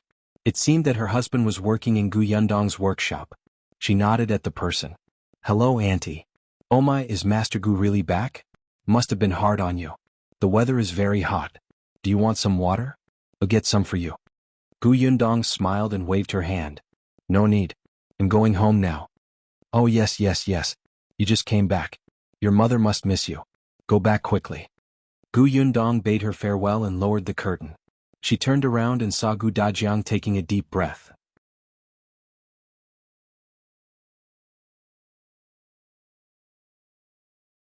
"Father, we are home. Father, are you still nervous?" Gu Dajiang gripped the carriage door frame tightly and shook his head. "I'm not nervous. I'm just happy. Yes, happy." Gu Yundong did not say anything. The carriage soon arrived at the foot of the mountain. Gu Yundong was the first to get out. After waiting for a moment, Gu Dajiang slowly got out of the carriage. Looking at the green brick house in front of him, he was stunned for a moment. However, he was already dumbfounded by the amount of money in the account book he had seen in the shop. Now that he looked at the house, he was only surprised for a moment before he felt that it was normal. On the other hand, the people in the house filled him with an urgent and hesitant ambivalence. Tong Shuitao had already run into the courtyard. Without even taking a look at Father Tong, she shouted, "Mrs. Back, Mrs. Back." Gu Yundong turned his head. "Father, we're home." "Oh." Gu Dajiang's fingers trembled. He hummed heavily and strode in. The two of them walked to the courtyard. The people from the Gu family had already come out. When Gu Dajiang looked up, he saw a familiar figure running over. His breathing suddenly quickened, and a smile instantly appeared on his face. Niang. The figure flashed past him and ran behind him, hugging Gu Yundong, who was standing behind him. Gu Dajiang's smile froze. Soon he saw another small figure run over. She also walked past him and reached out to hug Gu Yundong's thigh. Madame Yang said pitifully, Dong, you're finally back. I missed you so much. Without you around, I couldn't sleep or eat well. I want to eat fried chicken drumsticks. Big sis, I missed you too. I missed you so much that my heart broke." Gu Yundong was almost amused by the two of them. Why was it so funny when they said they missed her? Where did they learn the phrases? Heartbroken. She patted Madame Yang's back and rubbed Gu Yung's head. She turned around and saw Gu Dajiang looking at the mother and daughter greedily. She knew that he was excited. Unfortunately, Madame Yang and Gu Yunke did not notice him. On the other hand, the others who followed out of the courtyard looked at Gu Dajiang in confusion. Aunt Ku was probably the first person to guess his identity. Gu Dajiang was quite handsome and had been eating well recently. Now he looked a few years younger. The three siblings of the Gu family had inherited their parents' good looks. Perhaps because they were both males, Gu Yunshu looked the most similar to Gu Dajiang. Looking at the nose and mouth that looked exactly like Gu Yunshu's, Aunt Ku more or less knew who this person was. She really did not expect Gu Yundong to find her father without any warning. It was a pleasant surprise. Gu Yundong finally soothed Madame Yang and Yunka.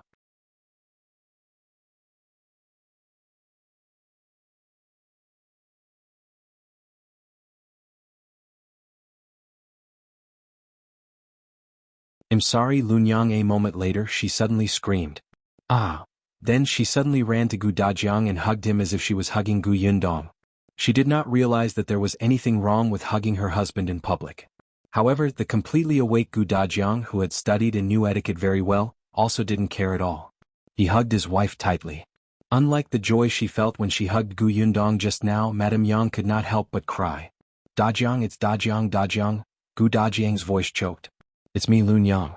I'm sorry for making you wait so long. I'm sorry." "Dajiang, don't go. Don't go." "Yes, I'm not leaving. I'll be with you guys from now on. Our family will never be separated again." Madame Yang started to cry again. Gu Dajiang patted her back and coaxed her softly. He smiled patiently with a doting gaze. The people around them were dumbfounded and sighed in their hearts. It turned out that this was the old master that Madame, Miss, and young master had been looking for. No wonder they kept saying that old master was a very gentle person. Aunt Ke heaved a sigh of relief. In fact, she had wondered if this Gu Dajiang, whom she had never seen, had long forgotten about his wife and children and remarried and had children elsewhere. After all, Madame Yang's situation was special.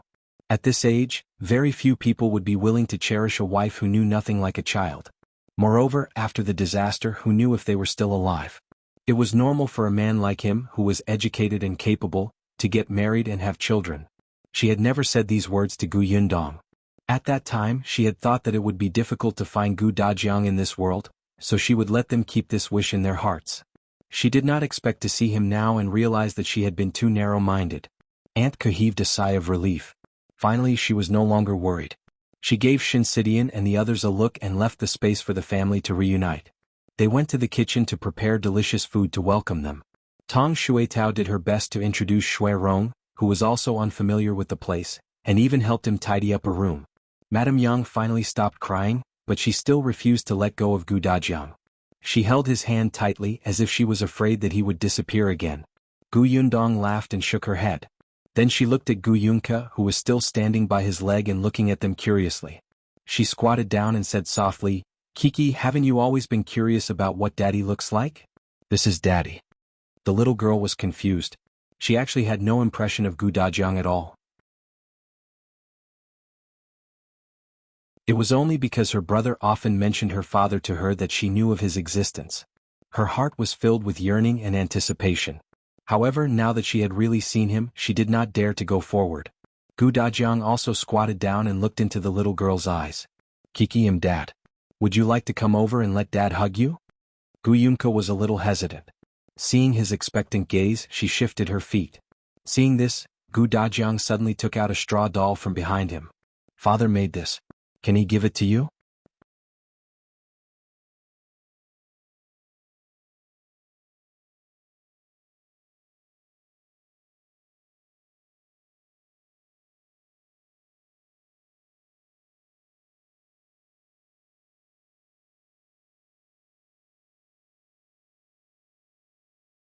"You're amazing." The little ones nodded vigorously. The group of people sat on the bed. Unlike Madame Yang and Gu Yunke, Gu Yunshu had a stomach full of questions. He also had many things to tell his father and elder sister.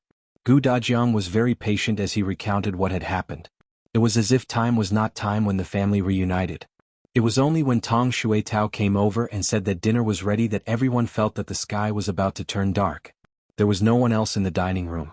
Aunt Ku and the rest knew better than to disturb them. After dinner, Gu Yundong asked softly, "Where's Xiao Qingyuan? Why haven't I seen him?"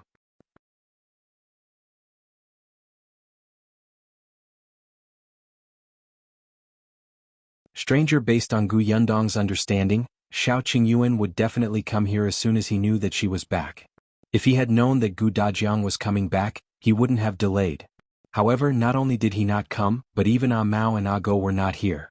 Aunt Ku said, "He went deep into the mountains yesterday and hasn't returned yet." "Into the mountains?" "Yeah." On the other side, Gu Dajiang was calling her.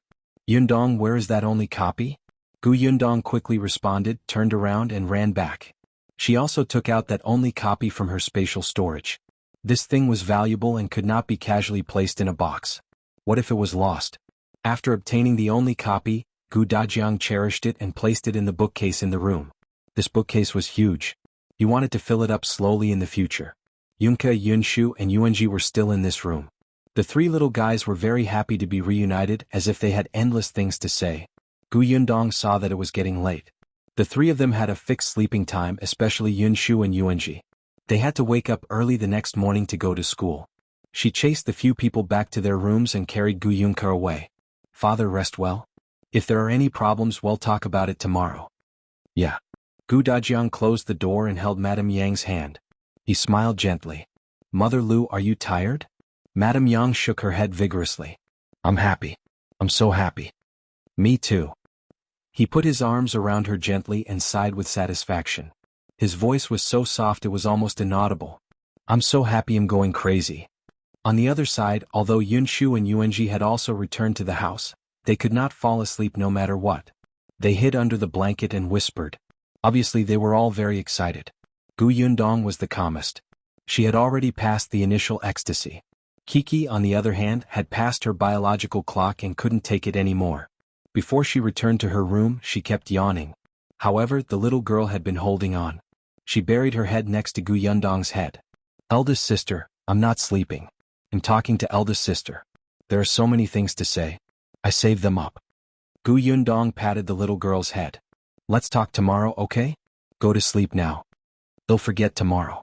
I'm not going to sleep. Her head bobbed up and down. She clearly looked extremely sleepy. Gu Yundong could not help but laugh.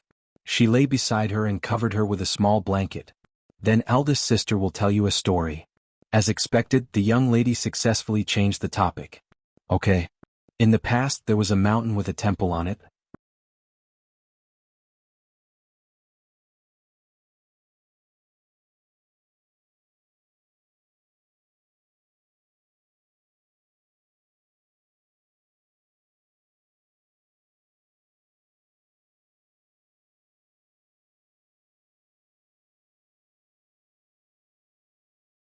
Secret about your mother. Qin felt that the heavens were playing with him.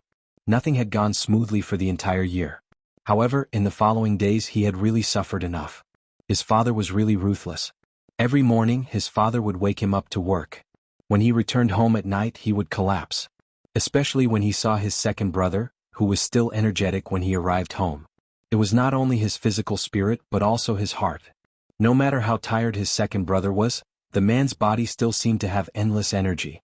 Moreover, he had money on hand and could buy whatever he wanted. He often added vegetables to the family, causing his parents to value him more. For the first time, Qin Jinbao was envious of Qin Jinbao. He had also come to look for Tong In, but the other party said that Miss was not around and he could not make the decision. He asked him to look for Xiao Qingyuan. Xiao Qingyuan? Qin Jin did not dare to. He could only continue to stay at home and work. When he came back from the fields yesterday, he heard the villagers say that Gu Yundong was back. He immediately perked up and came here early in the morning to wait. However, things did not go as smoothly as he had imagined. Gu Yundong saw his angry expression and smiled. Brother Qin, you can wait a little longer.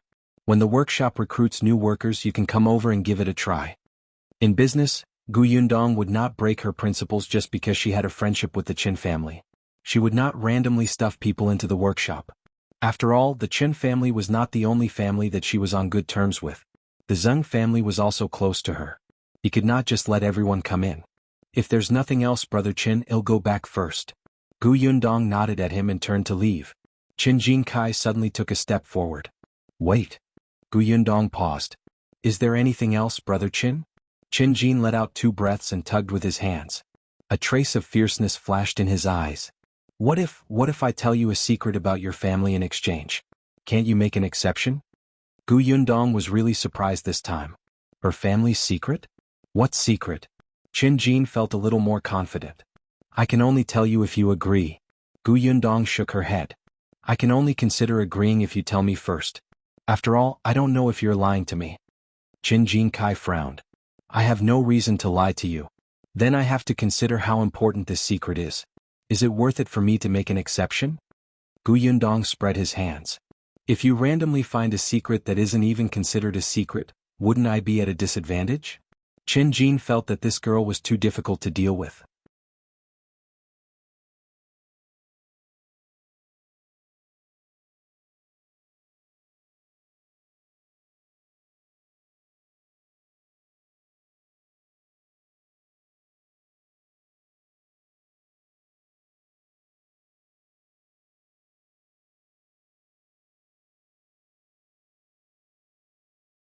Someone comes frequently, Qin Jinkai sneered.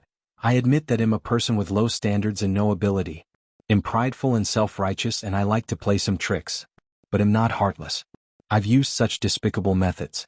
It's fine if someone's greedy for other people's family assets, but bullying is silly, bullying a woman who's like a child. What he didn't say was that after the other party snatched the Gu family's assets, he would chase all the children out and divorce Madame Yang. This wasn't crazy, what was? Of course, Gu Yundong could also guess this. However, what surprised her at this moment was that Qin Jinkai had such an awareness. Moreover, his understanding of himself was very clear. However, since he knew his shortcomings so well, why didn't he change them? You don't have to look at me like that. I'm a father after all. At least in front of my son, I still have a clear conscience.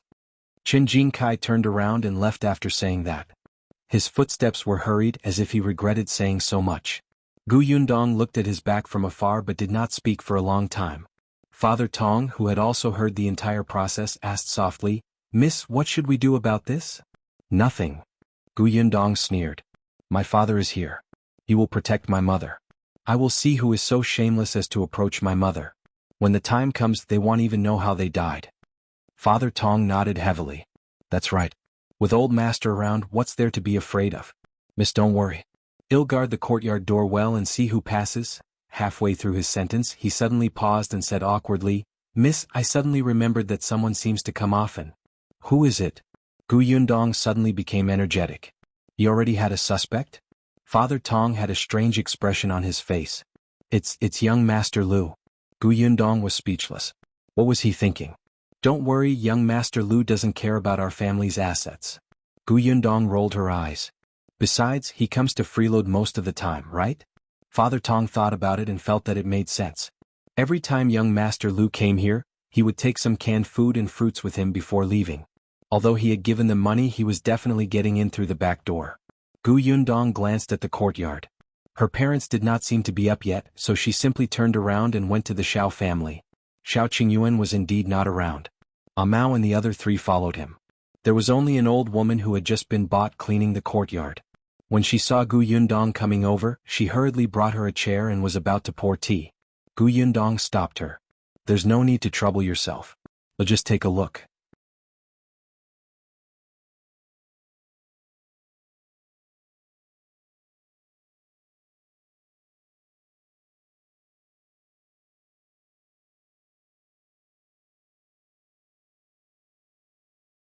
"Last time you said that the teacher didn't allow students to work in the field, so I can't send him over.